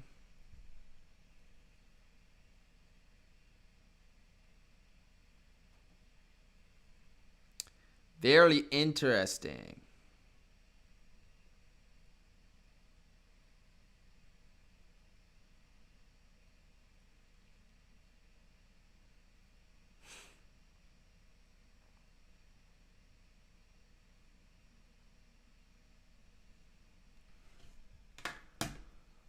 Zach wants to do Hill and Bill wants Houston.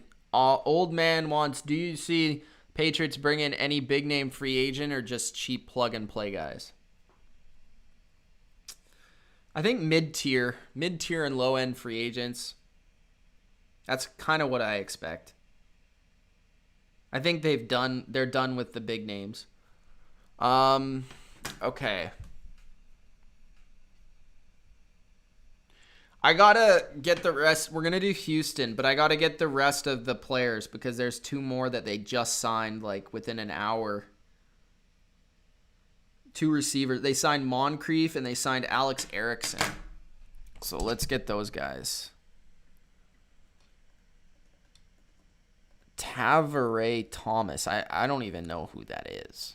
I'm gonna be honest. Alex Erickson.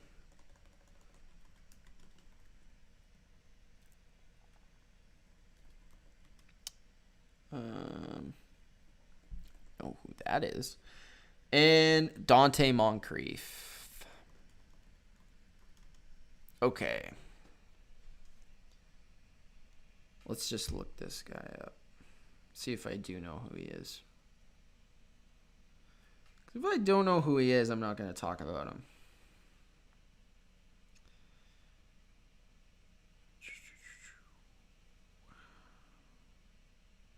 Actually played a little bit last year.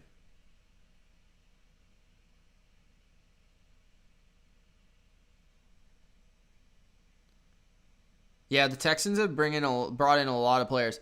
Daniel wants me to help him with homework. I don't know. I don't want to do that. I don't know. It doesn't feel like Deshaun Watson is going to go anywhere, bro. All right. Let's do Houston. I won't talk about that Thomas guy because I don't know who he is, I don't know him well enough to talk about him. So we got Christian Kirksey, Derek Rivers, Ryan Izzo, Alex Erickson, Dante Moncrief, and Desmond King. Desmond King's the big one. All right, Houston. The Houston Texans are literally signing every single football player that plays in the NFL. They have signed so many players. I cannot believe it. But I think it's a very sound strategy. I've talked about this in every single one of my Texans videos already. The Texans are signing so many depth players. They are just throwing absolute darts at the board and seeing what sticks. They are saying, we're just going to sign all these guys that we kind of like. We're going to trade for them. We're going to make moves. We're going to build the bottom of our roster, and we are going to just tear this thing down and build it from scratch. This is what Nick Caserio is doing. He's building competition within his roster. He's building competition within his training camp. He's building, and he's getting fighters. He's getting special teams players, and he's getting, just, again, depth. So, we have a number of players to discuss here. Christian Kirksey, 1 year, $4.5 million. Derek Rivers, 1 year, $3 million. They traded for a tight end, Ryan Izzo, from the Patriots for a 7th-round pick. Alex Erickson, wide receiver, Cincinnati Bengals. Dante Moncrief, who just played for the Patriots last year. And Desmond King, which is the big one.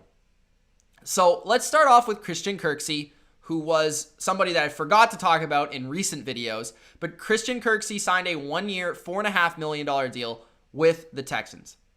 Christian Kirksey, I like as, a depth linebacker.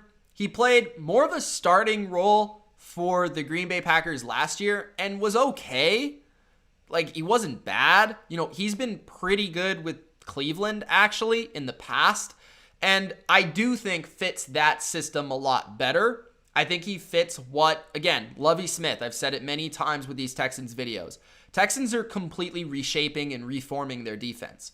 So with all these additions they've made to linebacker, they're just seeing who's going to be good, right? They've added 5 or 6 linebackers in this free agency. Christian Kirksey is just another name. So 1 year, $4.5 million. Decent player, decent athlete, has had some injury issues, which has been his primary concern. Can start, right? Might even gain a starting position on the Texans this year. And still fairly young to the point where he could reform his career. Again, high reward, low risk. I think Kirksey has shown enough in his past, especially in this system, that would make you believe that maybe he'll fit what you're doing. So I don't hate it. And again, he started a fair amount of games for the Packers, who went to the NFC Championship last year. So that's not terrible for a team that's rebuilding. Derek Rivers. Derek Rivers is somebody I know quite well because he was a prospect for New England for many years that never could stay on the field, but he always showed flashes in preseason, in the training camp, and then left New England, went to the Rams, played as a depth outside linebacker edge player. Derek Rivers is a great athlete, has very good speed and power, and I think the reason he's on the Texans is because Nick Caserio probably drafted him and still sees something in him. I have always been intrigued by him because he's always shown those flashes and moments of brilliance, and you've always heard reports about him showing up in training camp and making plays. So he's never really had a fair crack at things because he's always been hurt.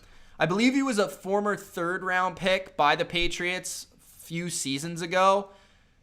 But this is the type of guy, again, that you would take a stab at, especially at this position, because he's an edge rusher. He's somebody with a decent draft history. He's shown flashes. Nick Caserio has seen it in person to know what he is and be like, okay, if he's healthy, maybe he can have a place on this roster. I know he's a good guy. At the very least, he'll be a depth player or, just a camp body. But if he does that switch clicks, he could be a starter. So Derek Rivers is a very fascinating ad. A lot of people don't know who he is, but he does have a lot of upside with the flashes he's shown in the past. Then you go to another Patriot, now former Patriot, Ryan Izzo. Nick Caserio, obviously, another guy I believe was undrafted or maybe was a 7th round pick by New England. He's stuck on the roster as more of a blocking tight end. He actually was the best tight end on the Patriots last year. It's not saying a lot, but he was. He's a pretty good blocker. He's a nice, third tight end. I think that's what he is. He can block. He can catch the football if he's wide open. But he's not going to be a guy that separates, gets open himself. He's not a great athlete, but he's good on special teams. He's a good blocking tight end. He brings just effort, grit to the team and to the offense. So for a 7th round pick, you know what you're getting in him. Similar to Lee Smith, what Atlanta did. He's a blocking tight end. That's what he is. And that's why they traded for him. Alex Erickson. I've always kind of liked Alex Erickson. He's like a small, white slot receiver. Prototypical, Wes Welker, Julian Edelman, Danny Amendola. He's just not as good as those guys, right? That's what he was kind of made to be. He's that short, shifty slot receiver. That's what he is. But I've always seen some moments of him, just little quick cuts. I think he's kind of underrated. And he's never really, in my opinion, had the fair crack to be that in Cincinnati. I think, knowing that Nick Caserio's seen many of these guys have success in New England, he probably saw something in Erickson as a returner, as a slot receiver that could help his team.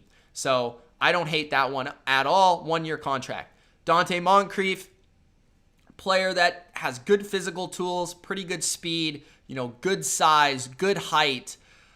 He's a number 4, number 5 receiver at this point. Used to be a number 2, good red zone threat, good size, another camp body. He could potentially make it as a wide receiver on this team. Maybe he does, maybe he doesn't. But he does have a lineage, a history of some success in the NFL. The final one is Desmond King. Desmond King is the best signing here by far. Desmond King on a 1-year, $3.5 million deal is an absolute steal. It's one of the value signings of this offseason. And I'm not even a big Desmond King fan. I'm not. But Desmond King was a former All-Pro nickel corner just 2 to 3 seasons ago. So to get him, who's only 27, 1 year, $3.5 million at a position where you suck at. Okay, the Texans have sucked at corner for the last 5 to 6 years. It's been a long time. I would say since 2016, when you had that number 1 defense with AJ Bouye, that's the last time you had good corners. Since then, you guys have sucked at that position. Desmond King's a nickel corner that I think can really be awesome for you. He has huge upside, right? All pro upside. He's a great athlete. He's a great returner, and he makes plays. He's never been bad either. So this isn't a guy that's been really good and really bad. He's only ever been, serviceable, right? That's the worst he's been, is a serviceable nickel corner, but not great. So you're getting at least a starter, at least a serviceable nickel corner for 1 year, 3.5, and you might be getting an all-pro. So that risk is nothing at all. And the upside is massive. So this is actually, in my opinion, one of the best signings of free agency, period. And Nick Caserio has been doing work with these 1-year contracts. And I really love to see it because he's just adding every player he could possibly get his hands on. And I'm here for it. So Texans fans, let me know what you think in the comment section below about Nick Caserio's approach and about Desmond King joining the Texans. Another itch, man. I got another itch. All right. We've got Arizona. All right. Houston is done.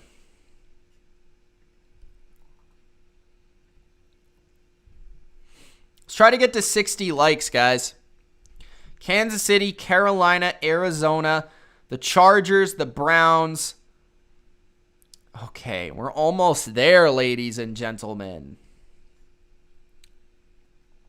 Okay, let's get Kansas City out of the way.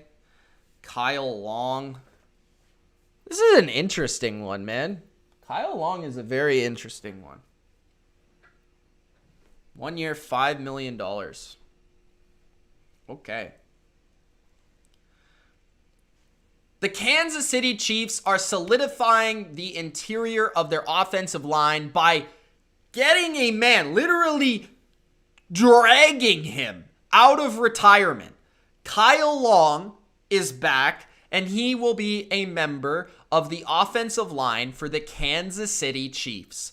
The Chiefs are upgrading with Joe Thuney and now Kyle Long. They are bringing grit, toughness, physicality, and smart football players to this offensive line. Andy Reid is completely revamping what he's doing on this offensive line. I talked about it with the Joe Thuney video, but traditionally Andy Reid has built his offensive lines from tackle to the inside because he's trusted his ability to find centers and guards in the draft. But instead, he is solidifying the interior for Patrick Mahomes so that Patrick Mahomes has the ability to step up and escape pressure from the edges. He knows that Mahomes can escape that edge rush as long as he can step up. But if he cannot step up, he's going to be sacked. He's going to be pressured. He's going to be in trouble, just like the Super Bowl. Kyle Long, when he played, was a very good football player.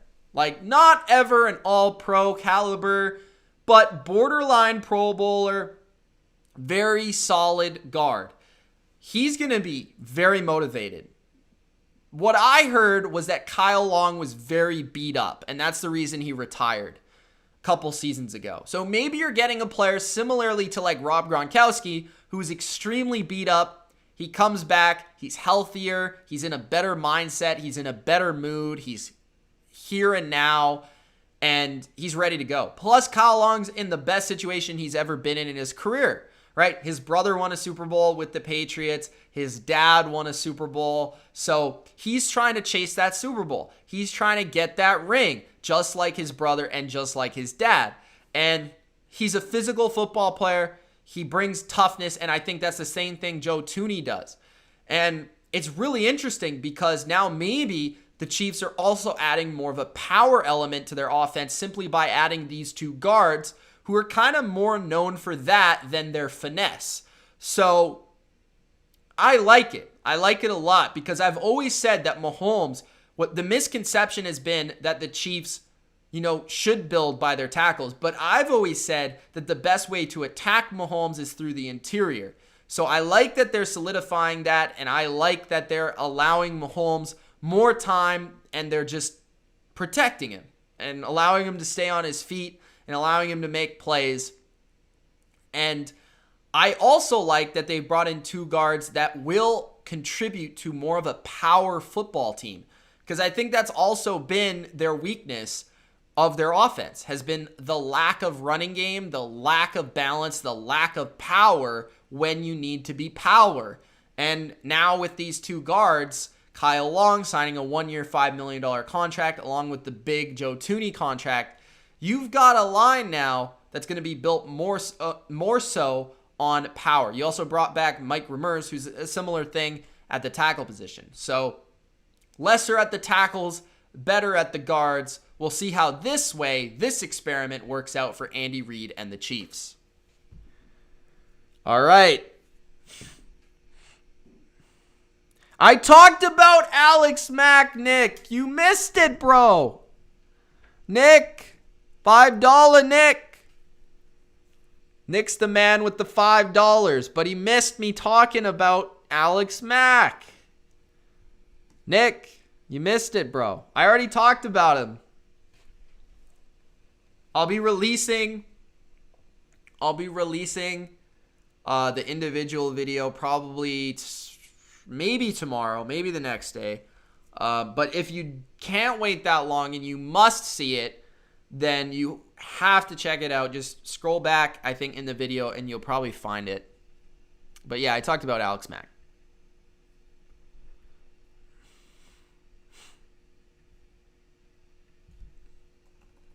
All right. Kansas City is done. We've got Carolina, Arizona, the Chargers, and the Browns. And then the other ones I'll probably just leave for now. So that is 1, 2, 3, 4. 4 left, guys. Gronk spiked the like button. Carolina, Hassan Reddick, Morgan Fox, Denzel Perryman, Rashawn Melvin, Brashad Perryman, and David Moore. Holy crap. Carolina has signed 6 players in 2 days. It's almost as many as the Texans in 2 hours. Morgan Fox had 6 sacks this year? I knew he played well. I didn't know he had 6 sacks. Okay. The Carolina Panthers are on an absolute rampage, signing defenders, signing playmakers, and creating a much deeper Carolina Panther 2021 roster. Now, we don't know what the Panthers will be doing with the quarterback position, but outside of quarterback, I've really liked what I've seen and what the Panthers have done this free agency. They haven't gone absolutely crazy in signing players and signing big names, but they've added what's necessary to making this team a lot better this year. With or without Teddy Bridgewater, with or without Deshaun Watson, okay? The Panthers are in a much better position now than they were last year already. So let's discuss it. We have a lot of players to go over. Hassan Reddick and Morgan Fox on the defensive line, Denzel Perryman at linebacker, Rashawn Melvin at cornerback, Brashad Perryman at wide receiver, and David Moore at wide receiver. Let's start off at the edge position. The big signing was Hassan Reddick. Hassan Reddick is a really awesome edge player, versatile piece, former Temple player who obviously has a connection with Matt Rule and obviously has a connection with this defensive scheme. He even said himself that his decision would come down to fit more so than money. And I believe that was the decision here. Going to a defense where he felt he would be the best.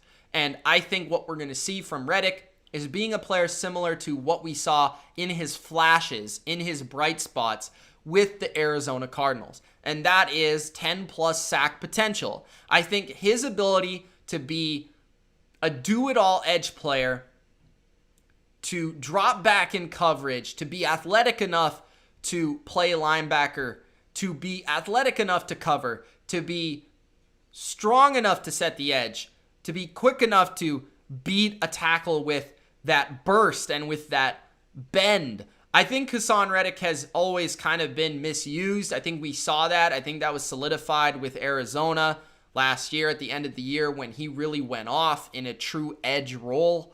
But now you have 2 players that are kind of similar in that way with Brian Burns and Hassan Reddick, who are both very athletic, very fast, very quick, just off the ball, great burst, great bend. And Reddick's a little bit smaller for an edge player. That is why he's been more used as a linebacker, but he's been miscast for a majority of his career. As long as they know where to put him, which I believe they will, because I don't think Reddick would go somewhere that he didn't think he would fit in well, and I don't think Rule would not understand how to use him, knowing him from college and scouting him and understanding him and bringing him in, right? So I think Reddick and Burns on the edge is going to be dynamic. I think it's going to be fast. I think this is going to be a fast defense just because their edge is fast. It's going to be hard to get around these guys. You're going to have to be bigger than them. You're going to have to be stronger than them, more physical than them, because they can track you down. They can run you down. And I think what I really like here with Hassan Reddick and Brian Burns is they are not going to lose to mobile quarterbacks. Like guys that can run around, guys that can get to the edge, guys that can, extend plays. That is where they're going to be at their best because Brian Burns is fast, but he's also very long-armed and, reach and everything. So he's got that down point. Hassan Reddick's a similar way in terms of speed and just the agility to play a linebacker is there. So he's not going to be beat to the sideline. So it's rather he's going to get to the quarterback or he's going to track you down in a hurry. So that makes your pass rush better in itself. And all the hybrid things you'll be able to do with these two edge players is going to be very fun to watch. The different ways that you can use them and the different ways that you can scheme it up. I think it's going to be fascinating. Now, the contract's a 1-year deal, $8 million max. I think that's pretty awesome considering his production a year ago, and I understand why it was only a 1-year deal. Part of it is Hassan Reddick betting on himself in a situation that he feels comfortable in, but number two is that the team that was going to sign him was not going to be comfortable with a long-term deal because he's kind of been a 1-year wonder. So we'll see what Reddick offers the Panthers. Is he a 1-year wonder or is he kind of a Shaq Barrett? We'll have to see. But I think he's going to fit in well with Carolina. Maybe he doesn't give you all the sacks he had in Arizona in bunches, but I think he's going to be productive. I think he's going to be good, and I think he'll be a nice number 2 edge player on this defense. That's what I'm looking for. Now, Morgan Fox is really interesting. Okay, he had 6 sacks. He's only 26 years old. He played for the Los Angeles Rams. Now, he's rather really underrated or very overrated, and there's almost no in between. And that's because he played beside Aaron Donald. Okay, is he underrated because nobody talked about how good he was, or is he overrated because Aaron Donald was the reason Morgan Fox was so good? That's the question. But what I like here is that the Panthers are adding a little bit more size to their interior. They're adding another depth guy. They're adding another player. And I believe he's going to be a starter, like mostly an every down player for them because he can contribute as a pass rusher. He's pretty solid as a run defender. And they don't have great interior players there. They have Derek Brown, but I think maybe, just maybe, Brown could be the one that could allow Fox to be that 6-sack guy, just like Aaron Donald did, right, with the Rams. Also, here's the thing. The Rams defense with Staley has some similar concepts to Carolina in terms of 3-man fronts a lot of the time. Sometimes they send 3. Sometimes they send 4. Sometimes they blitz. But a lot of it is, hybrid, that sort of thing, and different fronts all the time. I think what Carolina saw in Fox was a player that was utilized in a similar system, could fit the mold of what they're looking for, can play a little interior, and provide a pass rush. And I think all those things fit what Carolina wants.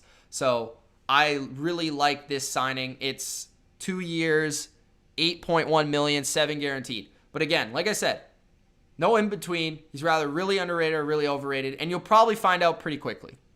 Denzel Perryman. I don't know the contract, but I really like this signing. I actually think this might be the best one out of all of them here. This is why. Okay, so Tahir Whitehead was one of their starting linebackers last year. He played a lot of snaps for Carolina. He sucked. Okay, was awful. Whitehead was awful. All right. Denzel Perryman was very good last year for the Chargers. Actually underrated. He's fast. He's explosive. He can really hit hard. He, again, is a guy that's a little bit shorter, but great sideline to sideline. Pretty good in coverage. Not phenomenal, but pretty good. And like a seeking missile. Like that's what Perryman is. He's a missile. All right. Downhill. He's just way better than Whitehead. Like the difference between having Shaq Thompson and Perryman now, the difference between Perryman and Whitehead is like crazy. So that is just going to make your defense way better. Having those 2 primary linebackers out there, you can use Perryman as more of the seeking missile. Like if we were to compare it, right, to a team, it'd be like Shaq Thompson is going to be like the Levante David, and Perryman is like the Devin White, right? So what Shaq Thompson does well will allow Perryman to do what he does well, and what Perryman does well will allow what Thompson does, for him to do well. So I really like the complement. I like the duo, and I think they complement each other well there. I think this is a really good signing. So then you have the outside players, right? From the front seven to the cornerback, we've got Rashaan Melvin. Rashaan Melvin is not, okay? Rashaan Melvin is not a starting corner. He has been basically a journeyman cornerback for his entire career. I remember when he played for my Patriots. I remember when he played for the Ravens. He's played for the Colts. He's played for the Lions. He's played for a lot of teams, okay? You get the point. He has shown flashes of being like a number 2 with the Colts. I think primarily he was okay. He was decent as a starting corner. He's got some good length to him. He's played in man systems. He's played in zone systems. And I think that's probably what the Panthers are looking at here, is that he has a good ability to understand a multitude of coverages, and he has really good ability in primarily zone coverages, which is more of what the Panthers like to play. They like to play like a lot of cover 6 and cover 4 and cover 2. They like split safeties and stuff like that, and I think Melvin would be pretty good in that. So I think Melvin as like a number 4 corner, if you need a guy to start, he can do that. If you need a guy to match up as a number 4 in man-to-man, he can do that. He's got good size, obviously experience. And yeah, that's what I'd be looking for from him. I'd probably not be asking him to start though. And then the two wide receivers that they signed, David Moore and Brashad Perryman. Brashad Perryman was a guy that I was actually thinking about today. I was like, I wonder who's going to sign Brashad Perryman, because when I've seen him over the last couple of years with Tampa Bay and the Jets, when he's been healthy, he's been really, really underrated. Like, Brashad Perryman is a big play receiver. The Panthers go back to the well with the Jets wide receiver. You got to think that maybe they see something here with a guy that's a downfield target who's been stuck in an offense that isn't known for really their downfield passing game. Sam Darnold struggled as a downfield passer, and maybe they see something with Robbie Anderson, Perryman. They turn Anderson into an all-around short and intermediate player as well. But Perryman was awesome for Tampa. Even as a number 1 receiver when Evans and Godwin went down, he goes to the Jets. He gets hurt a lot, but he has flashes. He has big play ability. He has good speed, former first-round pick, good speed, great size, physicality. He has had drop issues in his career, but as a number 3 receiver, he is awesome. Like, he's a perfect number 3 receiver because he will flash big potential. He'll be inconsistent in and out of the lineup with injury, but when he plays and when he's on, he can have 100 yards. He can score multiple touchdowns like he did for Tampa, right? So that is what the Panthers are seeing here, is if Perryman can just be what he was in Tampa for us, that'll be awesome, because we already have DJ Moore and Robbie Anderson. If we put Perryman in there, who's got good speed, good size, we like it. So I like this move. David Moore is, again, a guy that's been a big play receiver, good size, good jump ball ability, really has meshed with Russell Wilson better than anybody, and Russell Wilson would just chuck it up to him and the guy would make a spectacular catch. He's a number 4 receiver in my opinion. I think I like this. This is almost like a Brashad Perryman and him are like a combination to make a third receiver, because like when Perryman's not out there, Moore can take his spot and not be too bad. They're similar that they both go down the field and make big plays. They both have bigger frames, bigger bodies, contested catches, that sort of thing. So David Moore is another player that's shown promise, but he's nothing more than a third receiver. But as a third receiver, he can be productive. So I like all of these moves for Carolina to a certain degree, and they all make sense. And that's why I really liked what Carolina has done in free agency. So I think Carolina is a lot better right now. And I think Carolina we'll see what they continue to do. I still want to see them build that offensive line. Let me know what you guys think is next for Carolina, but which of these moves do you think is going to be best for them in 2021? All right.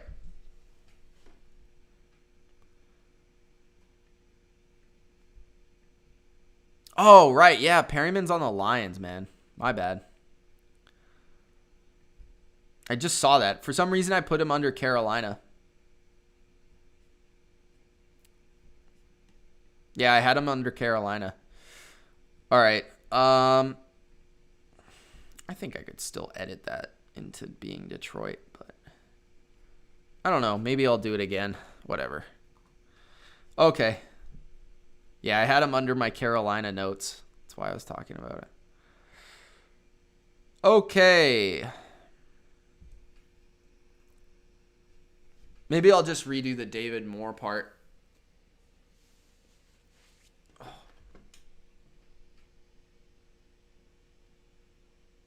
I'm getting tired. Arizona, Chargers, and Browns.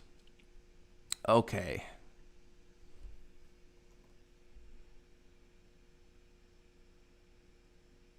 Yeah, I thought they also signed Rashad Perryman. I put him underneath Carolina, but I do see now that it was Detroit. So you're right. Arizona and the Chargers and the Browns. Okay. All right.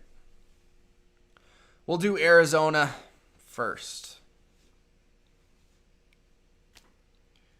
The Arizona Cardinals are in win now mode. And you could tell that by simply the age of the players that they're signing and trading for. But they have made some nice additions to this roster for 2021.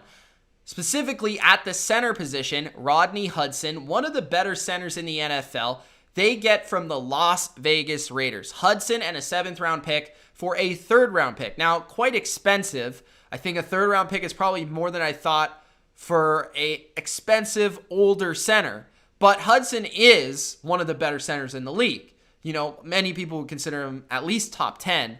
So Hudson, pass blocking wise, is going to bring one of the best pass blockers, one of just a stable force for Kyler Murray. And again, I've talked about this many times throughout the offseason.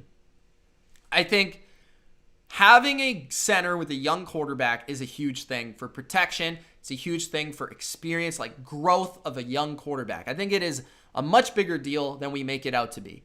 Having that center that can really help a young quarterback's development, like a Hudson with a Kyler Murray, could allow Kyler Murray to take that next step. Not only that, but he's a great player, and Rodney Hudson is going to solidify the middle, anchor the middle of this offensive line. And Kyler will not have to worry about pressure coming in his face. Because here's the thing with Kyler Murray, right? Kyler Murray is a short quarterback. I know you know that. So when the center is getting manhandled and getting beaten around, getting thrown around, the pressure in Kyler Murray's face is a major issue, okay? So by having a great center who can hold down and anchor that middle, it allows Kyler Murray cleaner pockets. It allows him to move around and step up and move away from pressure instead of having pressure right in his face. Guys backed up into his face so that because he's smaller, he can't throw over guys, or throw around guys the same way bigger quarterbacks can. So it minimizes one of his biggest weaknesses. You combine that with Rodney Hudson being very good, moving in space as a run blocker. And that's what the Cardinals want. They wanted Corey Linsley. Rodney Hudson is fairly similar in that way. He's not as good of a run blocker, in my opinion, as Corey Linsley. He's probably just as good, maybe a tad below, of a pass blocker. But Hudson can move in space, do all those sort of things. The zone scheme, the outside zone, Hudson's going to be great at moving. This is the same thing with the Kyle Shanahan getting Alex Mack. The center getting to the second level and making plays, that's going to be big to open up the run game for Kyler Murray, for Chase Edmonds and for the Cardinals rushing attack. So Rodney Hudson, I like this move a lot because I've really wanted the Cardinals to get better on the offensive line. And I think this move makes them a lot better on the offensive line, specifically at one of their worst spots on the offensive line. So then you move to AJ Green at wide receiver. AJ Green was very weird last year because I think when you watch AJ Green, you see moments of like, wow, that's AJ Green. Like, he's still AJ Green. He's still awesome. You see flashes of like, oh, he's wide open, but Joe Burrow missed him. Like, you see those two. And then you see other moments where like, he got targeted 11 times and caught 3 passes. Like, what the heck is going on? So he was fairly inefficient, but like the tape would suggest he's still kind of good. So it's a weird thing here. I think AJ Green will be it will be interesting to see if he's the number 2 or the number 3. Because like, he could easily be better than Christian Kirk, but he could easily be worse than Christian Kirk. So I think he'll be one of the 3 starting receivers for this offense. The other thing about AJ Green is he's fairly similar to DeAndre Hopkins. Like, I think you could look at DeAndre Hopkins, and AJ Green is not as good as DeAndre Hopkins at this point, but like DeAndre Hopkins was like AJ Green after AJ Green. Like, great body control, big hands, like great leaping ability, contested, all that sort of stuff. Not the best route runners, not always wide open, but could catch the ball anywhere you place it. And AJ Green and DeAndre Hopkins are similar in that regard. So another big target, another red zone target that Kyler just has to chuck it up there, get it in the vicinity, and allow AJ to make a play. So as a number 2, number 3-ish type, kind of guy, not bad. I don't hate it. I don't think AJ Green's going to wow you this year. I don't think he's really anywhere near he used to be. He's not a number 1 anymore, but he can make enough plays. He will have some games where he has a big game. So we'll see maybe how another offseason of health does him as well. You never know. So AJ Green, 1-year deal, decent money, not super expensive. So I don't hate that move. I think I would have, again, preferred maybe more assets going. I think they needed a receiver. Don't get me wrong, but I would have preferred more assets going to the secondary or the offensive line. But AJ Green, another weapon for Kyler, replaces Larry Fitz as that veteran presence in the locker room. I don't hate it. Then you go to the kicker, you get Matt Prater. Matt Prater is the funniest kicker in the NFL. Bro, point blank, period. 2-year deal, $7 million. This guy's got a leg and a half. I mean, he can boot it from 66, 65, right? But he can also miss a 34-yard field goal. Like, Matt Prater, there's nowhere in between. He can be very good. He can be very bad, okay? Matt Prater is just inconsistent. In the same game, he can hit a 63-yard field goal and miss a 30-yard field goal. So, inconsistency will drive you nuts, but at the same time, Prater has a boot and a leg that allows your team to kick from a way further distance, and you will trust him in big moments. He does make those kicks. So don't hate this signing at the kicker position as well. Matt Prater is just a hilarious kicker. He's awesome. So overall, the Cardinals get 3 players that will start, help their team, and make them better in 2021. Some veteran names, some older names, and even some names that might be on their way to Canton, but not some names that are what they used to be necessarily. So let me know where you guys are at, Cardinals fans, in terms of why do we keep signing all these old guys that were like good in 2014 but aren't as good anymore? Like, let me know how you feel about that and if you feel good about bringing in AJ Green, Rodney Hudson, and Matt Prater.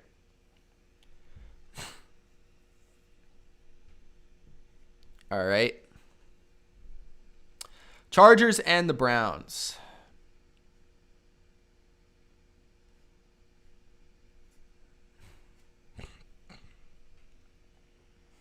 Jared Cook. Nicholas says Cardinals 12-4. All right. The Los Angeles Chargers are replacing Hunter Henry with veteran tight end Jared Cook. Jared Cook is coming to LA on a 1-year, $4.5 million deal, guaranteed for 2021. Jared Cook can still play football. I know, he's older. I know, you might be bored with the name, but Jared Cook can still play. He's still a starting tight end. Heck, he's still even a top 15 tight end in the league, I would say. Like, receiving wise, still enough speed to be a mismatch for linebackers, still size to be a mismatch for safeties. He's a good player. Now, he's always had his inconsistencies with his hands. He's been an up and down player, but he's also been a mismatch in a lot of places and a nice complement, a nice number 2, number 3 option in an offense. And with the Chargers being a team that has Mike Williams and Keenan Allen, I think Jared Cook slots in very nicely as a number 3 or number 4 receiving option. He can be a nice red zone presence, the occasional third down conversion, the occasional broken tackle. But Jared Cook has always had great speed, great athleticism. He's not a great blocker, so that's something that you might not love necessarily. But as a third option, he's still pretty good. And he had that fumble in the playoffs, which I think a lot of you guys might remember, and that's probably what you'll like stick to him. But yeah, Jared Cook is still a good player. Like, really, I don't have much to say about Jared Cook that's super crazy that you haven't heard before. But he's played in a lot of systems. He's been in a lot of places. He's succeeded in a lot of places. And I think a lot of that's to do with he understands offense. He understands schemes. He is comfortable with different quarterbacks. And I think just Justin Herbert having a veteran tight end who can get open, who can make plays, and be a nice addition to an offense is great, right? I think losing Hunter Henry and being unable to replace him would have been a massive loss. But getting a Jared Cook who's a good, above-average tight end, that's nice. That's serviceable, at least for 1 year. And you'll like Jared Cook. I think he'll make plays for you guys. So Jared Cook, tight end, on a new team, another team in his long career to the Los Angeles Chargers. Chargers fans, let me know how you feel about Jared Cook teaming up with Keenan Allen, Mike Williams, and Justin Herbert in this passing game for the Chargers.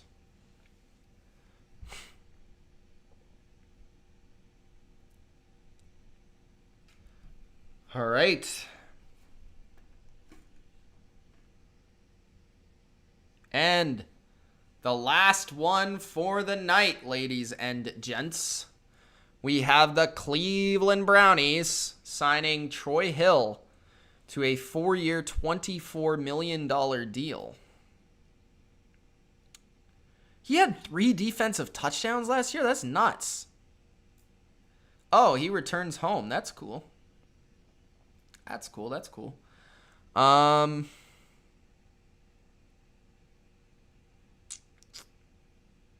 Yeah, all right. The Cleveland Browns have added The Cleveland Browns have added another Los Angeles Ram to their secondary.